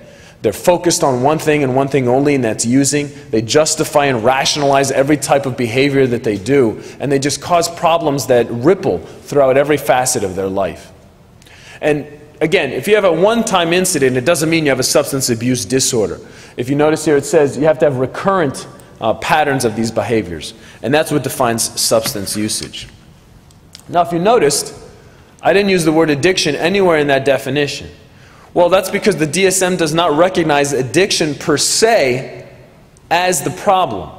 Well, what does that mean exactly? Does that mean addiction does not exist? No. I think it's just a matter of different types of terminology. When an individual persists in the use of alcohol or other drugs despite problems related to the use of the substance, substance dependence may be diagnosed. Compulsive and repeated use may result in tolerance to the effect of the drug and withdrawal symptoms when use is reduced or stopped. This, along with substance abuse, are considered substance use disorders. In actuality, they are defining addiction, they're just not using that word. So it's a matter of terminology. But just so that you guys know that it's not actually something that we say as a diagnosis. So I don't say someone is an alcohol addict or an opiate addict when they come to my office. We diagnose them as opiate dependent, opiate abuse, or alcohol or other substance abuses. Now, I expect all of you to memorize this slide and know your neuroanatomy by the end of the lecture, because I'm going to be examining you on it. Now, the reason I put this up there is not to confuse you or some sort of impress you with a diagram, but what I'm going to get at is mental illness has a biological component, just like diabetes or heart disease. And we seem to not want to accept that in society, that, you know what, mental illness starts in the brain. It doesn't start anywhere else. Heart disease starts in the heart. Liver disease starts in the liver. Cancer starts wherever the cancer starts. But mental illness starts and ends in the brain. There is a mind-body connection that I don't think society really knows how to appreciate. The one thing I've learned is how complicated the brain is, even when it's working normally, let alone when it's working abnormally. There are so many different facets and so many different connections that go on that I can't even begin to tell you how complicated and complex it is. But I will give you an example of what it's like to have a mind-body connection that we all experience. We have a phenomenon called a fight or flight response. Many of you may have heard of this before. Fight or flight response is what happens whenever we're faced with some sort of life-threatening condition. When I was in medical school, they said, if you were about to be mauled by a bear, your fight or flight response is going to kick in. Well, what does that mean exactly? Well, you decide in an instant what to do. Are you going to fight this bear for your life, or are you going to run for your life? And if you do, your body is set up to be as optimal as possible to face that. That means that your blood shunts inward to your vital organs. You don't need blood in your fingertips at that moment in order to function. You also decrease digestion. The last thing you're going to need to do is digest your soup that you had for lunch when a bear is going to attack you. And so digestion slows down. Excretion slows down. Last thing you want to do is go to the bathroom whenever you're facing a bear. So that's one example of how the mind influences the body. Other things are test anxiety, right? Or speaking anxiety. When somebody's palms get sweaty right before they're giving a speech or before they're going to take in a test, that's a physical manifestation of your mind doing something, your mind recognizing a condition. And these are just very simplified ways of saying the mind controls the body on every level. Another thing that happens when you're facing a bear or a test, your heart rate could increase, right? It could get faster for no reason. You're not jogging yet, but your heart rate is speeding up. It's because your mind is controlling that heart. The drive to feed an addiction can be incomprehensibly powerful, and the inability of those with addiction to control this drive or even recognize that they have a problem and accept help is mystifying to those who do not understand the disease. We cannot conceptualize why an addict continues to use. You're causing all these problems in your life. Why can't you make that connection that your usage is killing you? We can't conceptualize that. We don't understand that. One, we're not in their shoes, but secondly, we may not understand addiction. This is not only is activation of the pathway linked with pleasure, but also salience. This is accompanied by deactivation of areas that are involved in rational thinking and impulse control. The circuitry changes and the focus shifts towards the reward centers and away from centers of the brain related to habit. This may explain why people with the disease of addiction keep using drugs despite the loss of the ability to experience pleasure from the drugs. So initially it's a pleasure-seeking thing. And what happens is these reward centers disrupt the natural rationality that we all have, that things are going wrong. Our judgment is impaired. Our ability to sometimes recognize right from wrong is impaired whenever these substances are there. They're looking at the world through the alcohol, through the opiates. And that is altering their ability to function. If any of us are exposed to any substance abusers at any moment, they're just not in the right frame of mind. It's really not them that's functioning, it's the substance that they're functioning through. It's very, very remarkable. But I think in order for us to, on some level, understand the substance abusers, on some level, we need to understand how the pathway works for substance abuse. A much, much simpler way of showing you how the brain works on drugs. There's a very famous commercial that we were all exposed to many years ago that showed a scrambled egg in the frying pan, and that is what your brain is like on drugs. And that's absolutely the case. You really, truly do fry your brain. I just had a patient this week in the hospital who overdosed, and she is very delirious right now. She's presenting differently than I've ever seen her before. She's had a long-standing period of substance use. But right now she's not in the right frame of mind. She started unrobing herself, and she's not even intoxicated at the time, but whatever it is that she took affected her mind in such a way that her rationality and her judgment and her ability to organize thoughts is disrupted. So the seductress, like I like to call it, for the sake of time and simplicity, I just chose depression as a diagnosis to focus on. In light of it, I probably should have chosen bipolar based on the questions, but let's just take a look at a few of the symptoms of depression and the criteria of a mental illness and how it can affect substance usage. So depression is diagnosed as a 2-week period in which at least 5 of the following symptoms are present. One symptom must either be depressed mood or anhedonia. So you got to be sad first and foremost, okay? And the sadness has to be dysfunctional. It can't just be, my loved one died yesterday, I'm sad, therefore I meet the criteria for major depression. It's not that simple. You also have to have what we call anhedonia. Anhedonia is the loss of interest or pleasure in life. So you don't enjoy things in life anymore like you used to. You don't enjoy going out with your friends, going to the movies, and so on and so forth. I often ask my patients to rate their mood on a scale from 1 to 10, 10 being the best you've ever felt, 1 being the worst. On a daily basis, where are you? And I look for them to tell me that they're under a 5, because that to me tells me, okay, yeah, I'm truly depressed. I had somebody recently say, I'm extremely depressed, and they kept on going. I rated on an 8. Well, if you're an 8, then there's a lot more to be had. You're really maybe not as depressed as you think you are. You have changes in appetite. Now, you may not want to eat. That's one way of coping with your depression. But a much more common way is they use food for comfort. as a coping mechanism, right? Why is that? Well, when you eat, you release endorphins, and your endorphins make you feel a little bit better. And so that's why people are stuck with the whipped cream can, and they're stuck with the bonbons or whatever it is that they might be eating at the time. And we ask them if they have weight changes associated with it. Changes in sleep. The sleep complaints to a psychiatrist are like back complaints to the primary care doctor. Back complaint is the most common chief complaint in a doctor's office. Well, sleep complaint is the most common complaint in my office. And sleep can be disrupted by so many different factors. There are either difficulties falling asleep, staying asleep, early morning awakenings, and at times the atypical version is to continue to sleep too much. And many people like to sleep because they don't want to get up and face the problems that their day is having. And so they just learn to shut their brains down, shut their minds off, because sleep is the best part of their day. Fatigue and decreased concentration I'm going to kind of lump together, but it takes a lot of energy to be depressed. If you have ever cried for an extended period of time, you're drained emotionally afterwards, right? Physically, you're just tired. And so imagine not being that depressed all the time, but having a lesser form of it, just draining you of energy throughout the day, days and days on end. Well, what happens is you just become fatigued. You don't have that energy that you used to. Likewise, because you're draining energy, it takes energy to focus and to concentrate. It takes more energy for me to read a book than it does for me to not read the book, right? And so if you are expending energy feeling depressed, you take away energy from reading and focusing and concentrating. Decreased sense of self or self-worth. They don't feel like they're any good to anybody. They feel guilty that they're putting this burden on their family and their friends. They have psychomotor agitation. This is the restlessness that comes along with somebody feeling depressed. They snap out. They're more agitated. A lot of times people like to express their depression with irritability, especially guys. Guys are much more comfortable showing anger and irritability than they are depressed mood. It's much more common for me to be angry and more acceptable in society than it is for a guy to cry.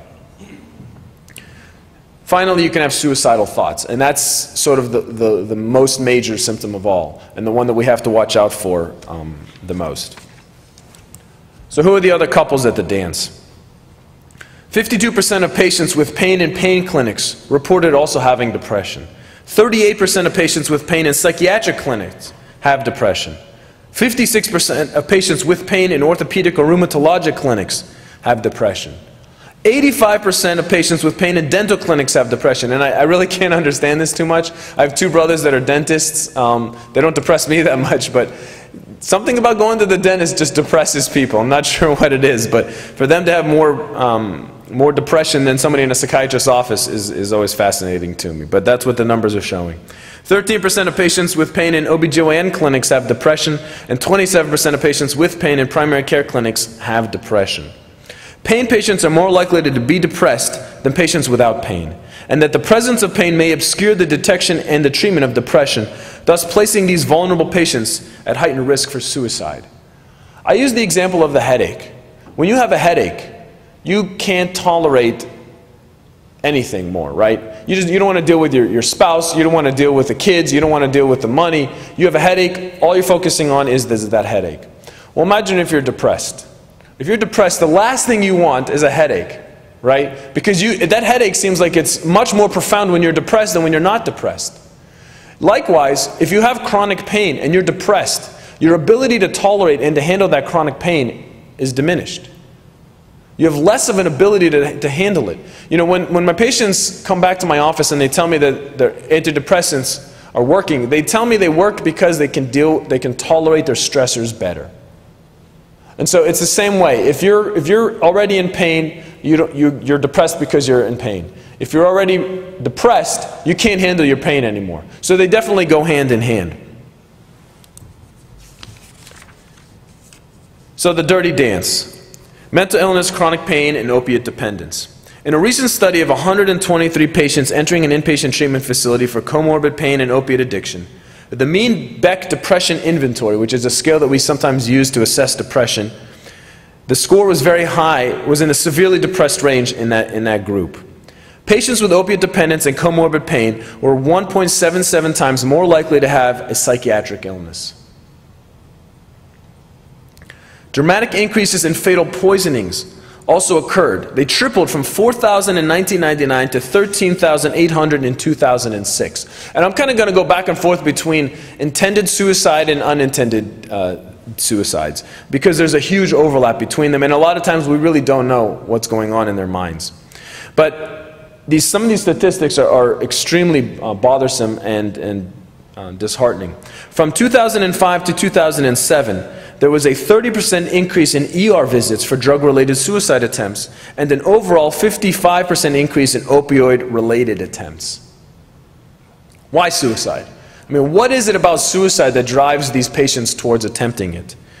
Well, when asked, substance abusers said that suicide was seen as an easy way out, a permanent solution to a problem.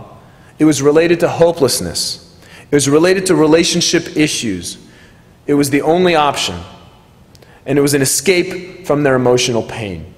You know, one phenomenon that's increasing in mental illness is cutting behaviors. We see it a lot in adolescent females in high schools. And it used to be that you say, well, a cutter was an automatic, what we call a borderline personality disorder patient. That's not the case anymore. They've developed this as what we call a weak coping mechanism. They would rather feel physical pain than emotional pain. As difficult as that is for someone who doesn't do that to conceptualize, by focusing their efforts on cutting their forearm and feeling that, it's distracting. It distracts away from their boyfriend breaking up with them or whatever the cause is that's making them feel down. As of 2007, suicide was the 11th leading cause of death across all ages. How disturbing is that? In the adolescent population, suicide, I believe, is the number 2 or 3 cause of death, but 11th overall across the United States. Annually in the United States, over 34,000 people die by suicide. That's more than the population of Newcastle, where I'm from. And more than 376,000 are seen in the emergency room with self-inflicted injuries. So close to 500,000 people come to the emergency room because they've injured themselves on purpose. Of those that died by suicide, 1/3 tested positive for alcohol, 1/5 showed evidence of opiates, including heroin and prescription opiates. A survey in 1994 found that 50% of chronic pain patients had serious thoughts of committing suicide due to their pain disorder. That does not include the comorbid dependency and lack of judgment at that time. So these patients that are experiencing this chronic pain, they want to end their life just because they're in pain. Now, if you throw on top of that an abuse issue, well, then you're increasing their risk of wanting to end their life. So it's something that we cannot minimize, or even, for that matter, maximize enough. So I'm going to break down some more numbers for you. These are suicide death rates by a substance in 16 U.S. states from 2005 to 2007.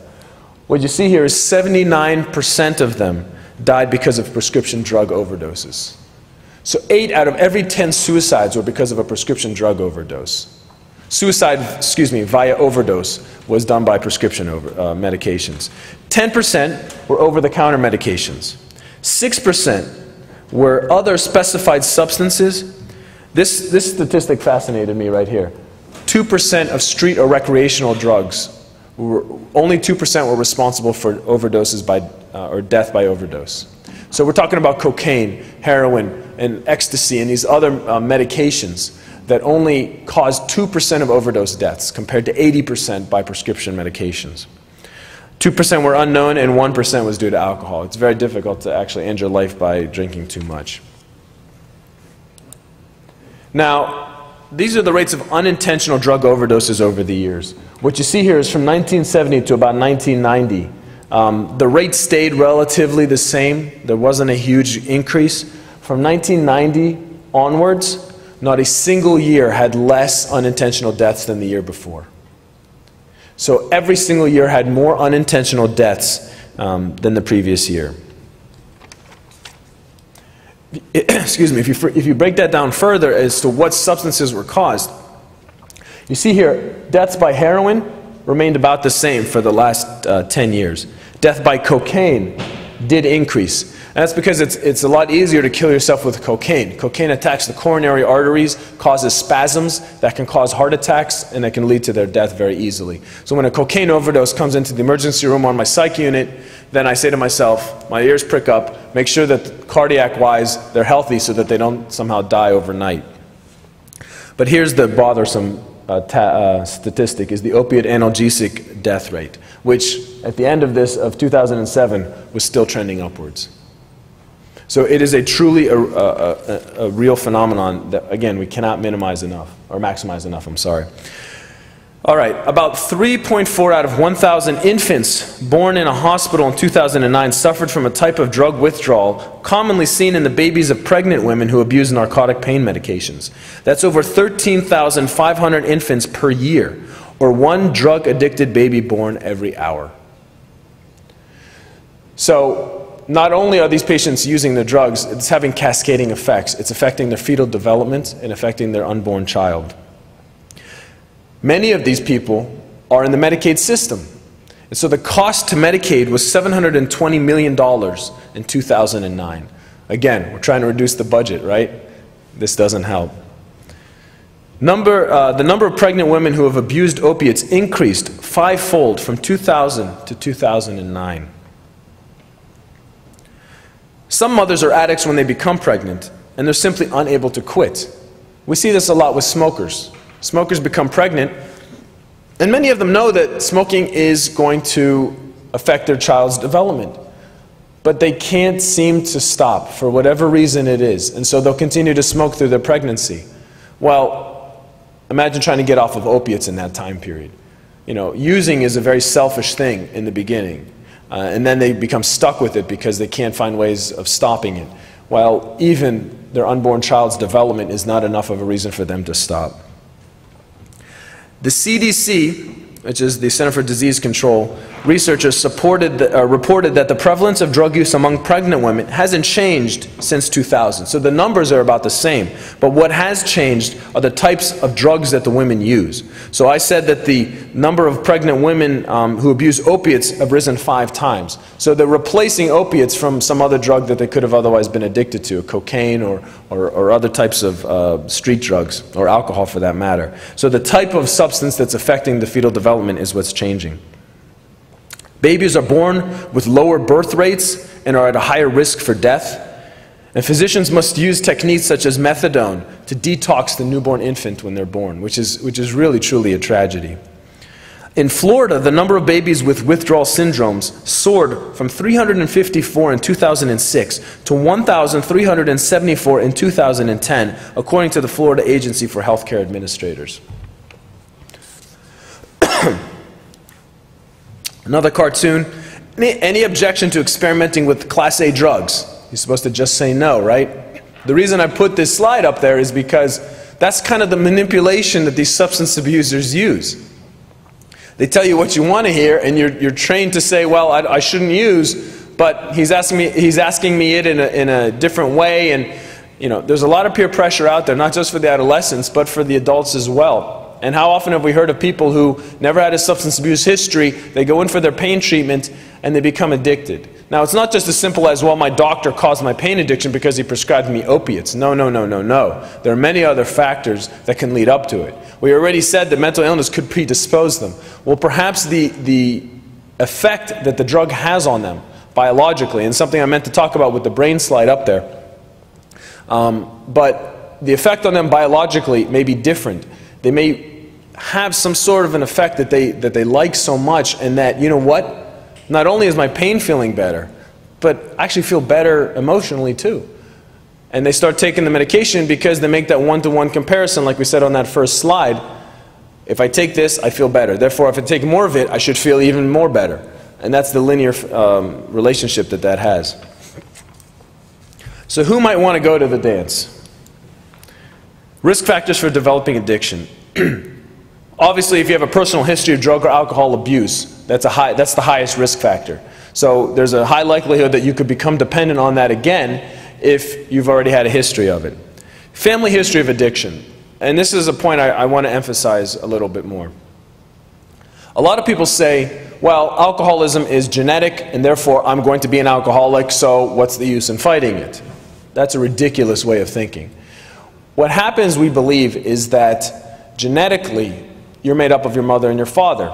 Well, your mother or your father who has that substance abuse history, their cells, their genetic, their organic makeup may be one that responds in a certain way to that specific molecule or substance. So what I'm getting at is, you as you grow up and are made up of your parents may respond the same way that your parents did to that drug. There are many people who take Percocets who can't stand it, who hate it, who say, I felt dizzy, I felt lightheaded, I feel sleepy, and I'm not going to take it anymore. Well, if everyone felt like that, then Percocet wouldn't be abused. But Percocet is abused. Well, why? Because someone else may say, wow, I feel incredible on this. This has given me some sort of endorphinal lift or push. And so they have a different response than somebody else. That's the whole concept of drug of choice. When you ask a substance abuser what their drug of choice is, they'll tell you. And they'll say why it is. Well, because I responded this way to that drug, and I don't drink alcohol at all. I can't tell you how many substance abusers love opiates and hate alcohol, as opposed to just abusing everything under the sun. So that's what we mean when we say that there's a family history of addiction, is that genetically and organically you may be predisposed to having that same reaction that your family member did. Tobacco use, kind of along the same lines as well. If you have a response to nicotine that's like that, you could respond to other stimulants like nicotine. Young age, obviously there's a lot of peer pressure out there. A history of being physically, emotionally, or sexually abused. These people are already insecure to begin with. They have a very poor sense of self. And so the drug may give them a false sense of confidence or a sense of self-esteem. Thrill-seeking personalities. Other addictive behaviors such as gambling, sex, food, which goes along the lines of, well, what do you respond to? So why doesn't everyone get addicted to gambling or have a gambling problem? Well, it's because when those bells and whistles go off when you win at the slots, or you get a stack of chips when you're winning at the blackjack table, you have this reward center that goes off in the brain that you love. And it just completely obliterates all the losses that you have. And you know what, the casinos know this, and that's why they do what they do.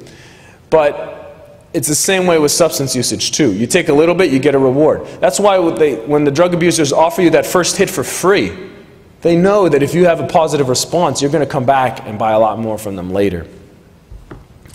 Knowing too much about a controlled substance is also very dangerous. There are many, many health professionals that understand the way these things work and abuse the system. They say, I know if I do this, nothing bad's going to happen to me. I know if I, thank you so much. I know if I take it in this way, nothing bad's going to happen to me. I'm not going to get addicted. And so they rationalize in their own mind that they know more about the drug, and so therefore they can abuse it without anything bad happening.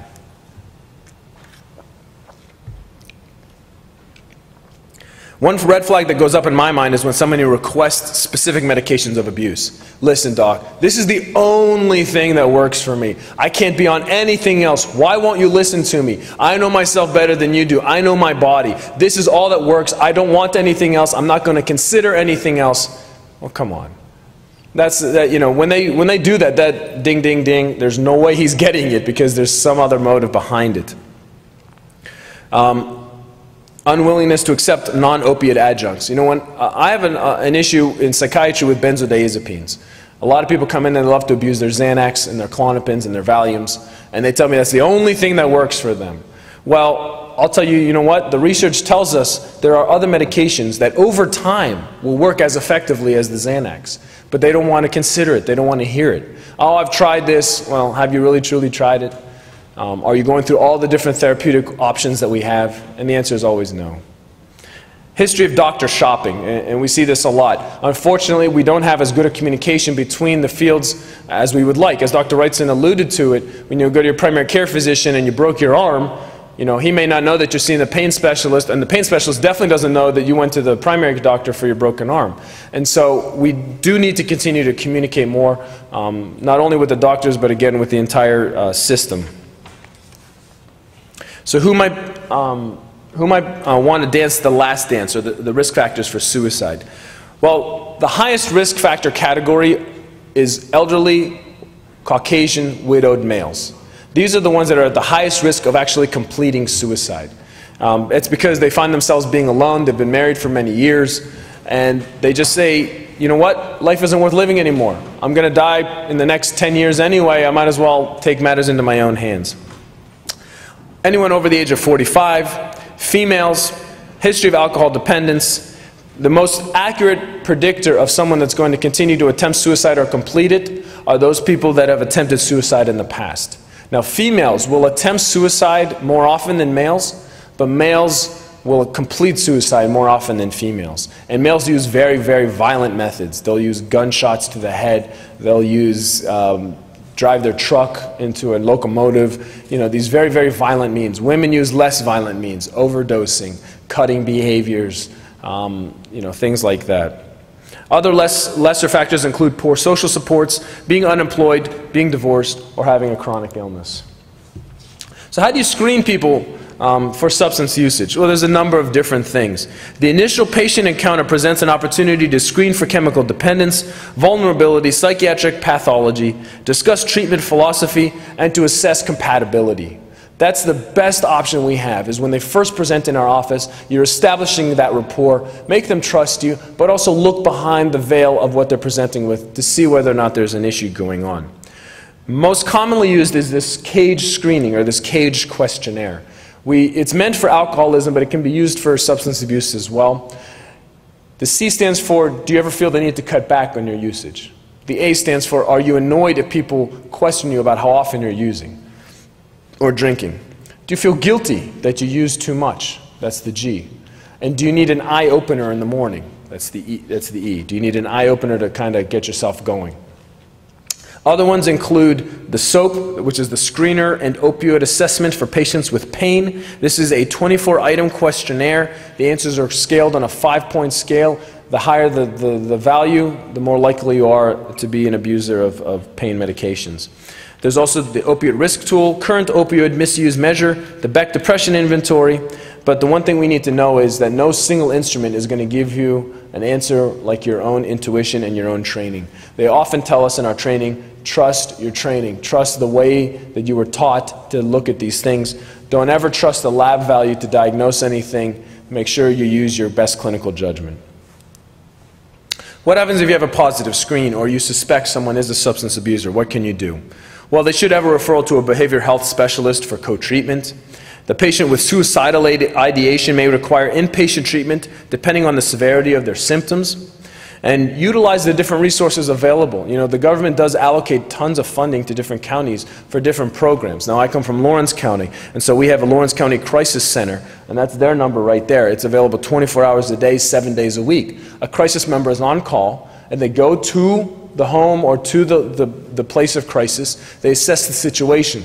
They also have the ability to petition and warrant involuntary commitments into the psych unit with the doctor's agreement, obviously.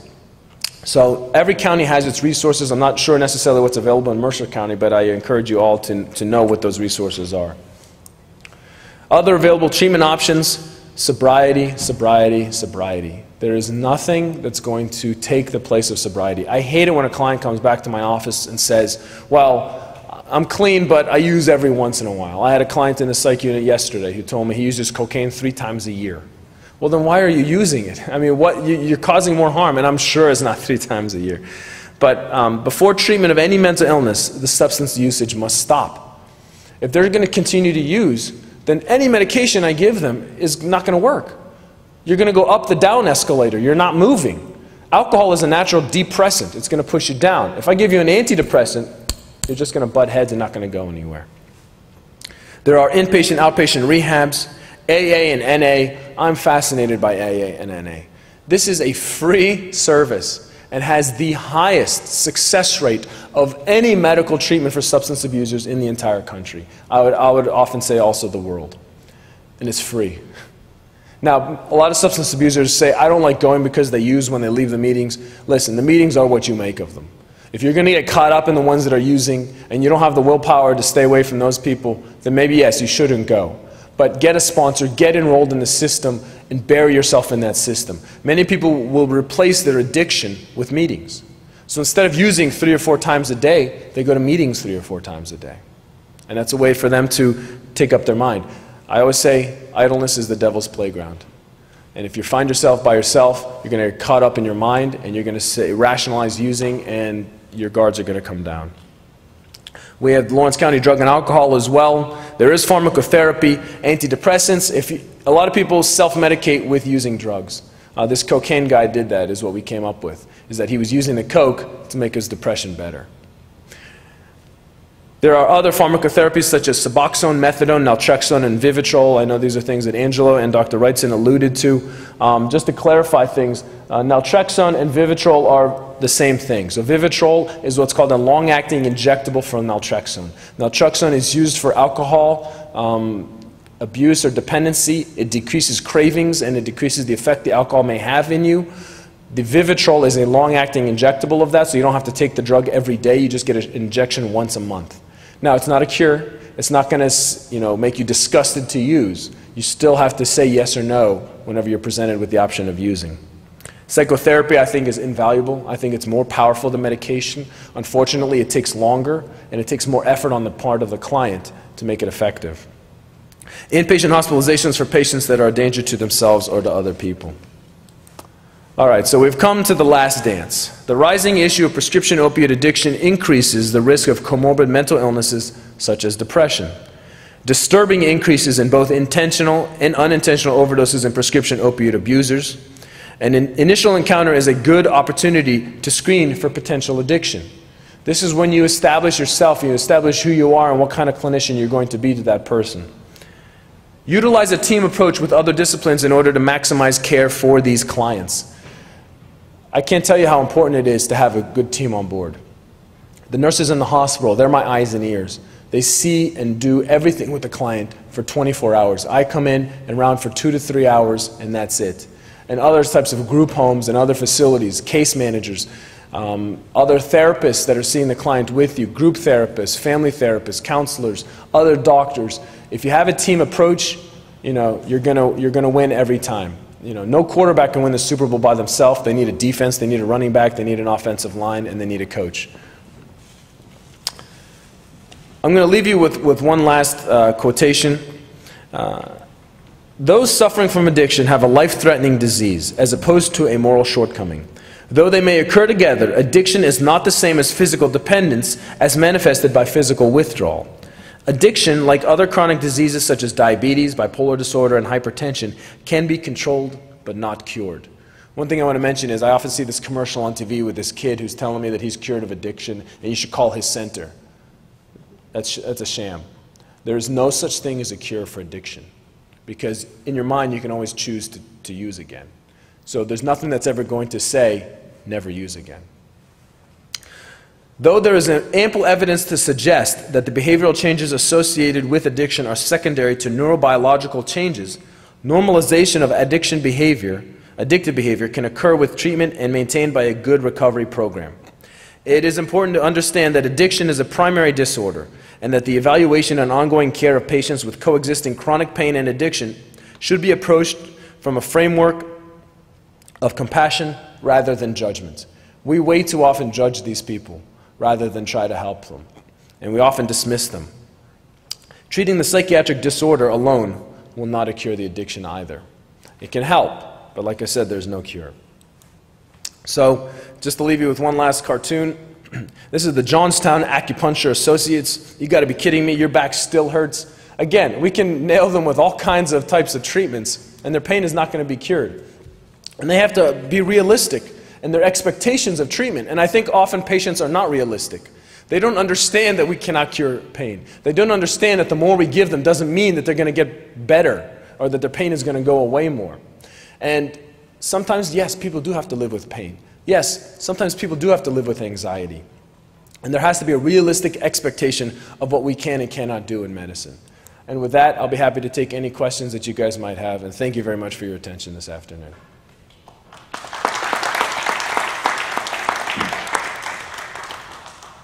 Okay, we're moving along, and Doctor, we have a certificate for you of participation here somewhere, and our staff will be handing it out to you before we leave. And if nothing else, we got you a free ball hat out of the deal. And again, like I said, we're all independent professionals. Nobody shares opinions with other people. We just decided to work together. This is not much. But as I indicate to you, whatever we are or whatever we have at Signature Hill and our little band of determined people here, we are pure-hearted, we are determined, we will not go quietly into the night and say that this country, the best country on earth, can't figure these problems out. I know that they are very complex, but I also know that if anybody can do it, we can. We're Americans. That's who we are. We solve problems. And it's important to bring the best people to the plate. And I am proud to say you're one of the best people in the education, in the medical division. And I believe that triangle there, education, legal, and medical, working together, if we can ever get the attention of those people who have the power of the political checkbook and fill within them the resolve that we have in our heart to develop, nurture, and foster the political will to take this problem on instead of spending money on bombs and missiles, we are losing daily lives. Some of you gentlemen don't know this, and you're one of my later production we had, and I have to repeat a bit, the whole theme was Titanic music. And we talked to them about the Carpathia is a boat. There were two boats within distance of the Titanic when it flashed its midnight SOS, and I'll have to correct Mr. Lindsay, who is a few wrong with his facts. Within 5 miles of the Titanic was the Californian. The Carpathia, 58 nautical miles away, steamed immediately, got there at 4 a.m., 1,500 people drowned. However, Captain Arthur Rostrom saved 700 people in those lifeboats. Why the Californian never moved at all is a mystery that will haunt everybody and has haunted scholars for decades. But it is, to me, typical of who you decide to be today. You can never, after today, say you don't know. At the very least, you can say, I don't know what I don't know, but now I know where to find it. But it makes us reach inside ourselves and find out, are we going to have Carpathia moments in our life where we turn around and do something? Or are we going to have Californian moments in our life when we, for no reason, just don't do anything? This is a call to action, and if any politician is hearing what we're saying, please get involved. We need your political abilities and your checkbook and develop the political will. God bless you for coming here and helping us, and I know your disc is going to be shared over and over again. You are one of the most gifted presenters I've ever heard. You're a very intelligent, passionate young man. I'm proud to say you live in our community, and thank you for coming. Sure. Thank you, Angelo. Thanks. We will play a song that we played as the children left school yesterday. It says more than I can say.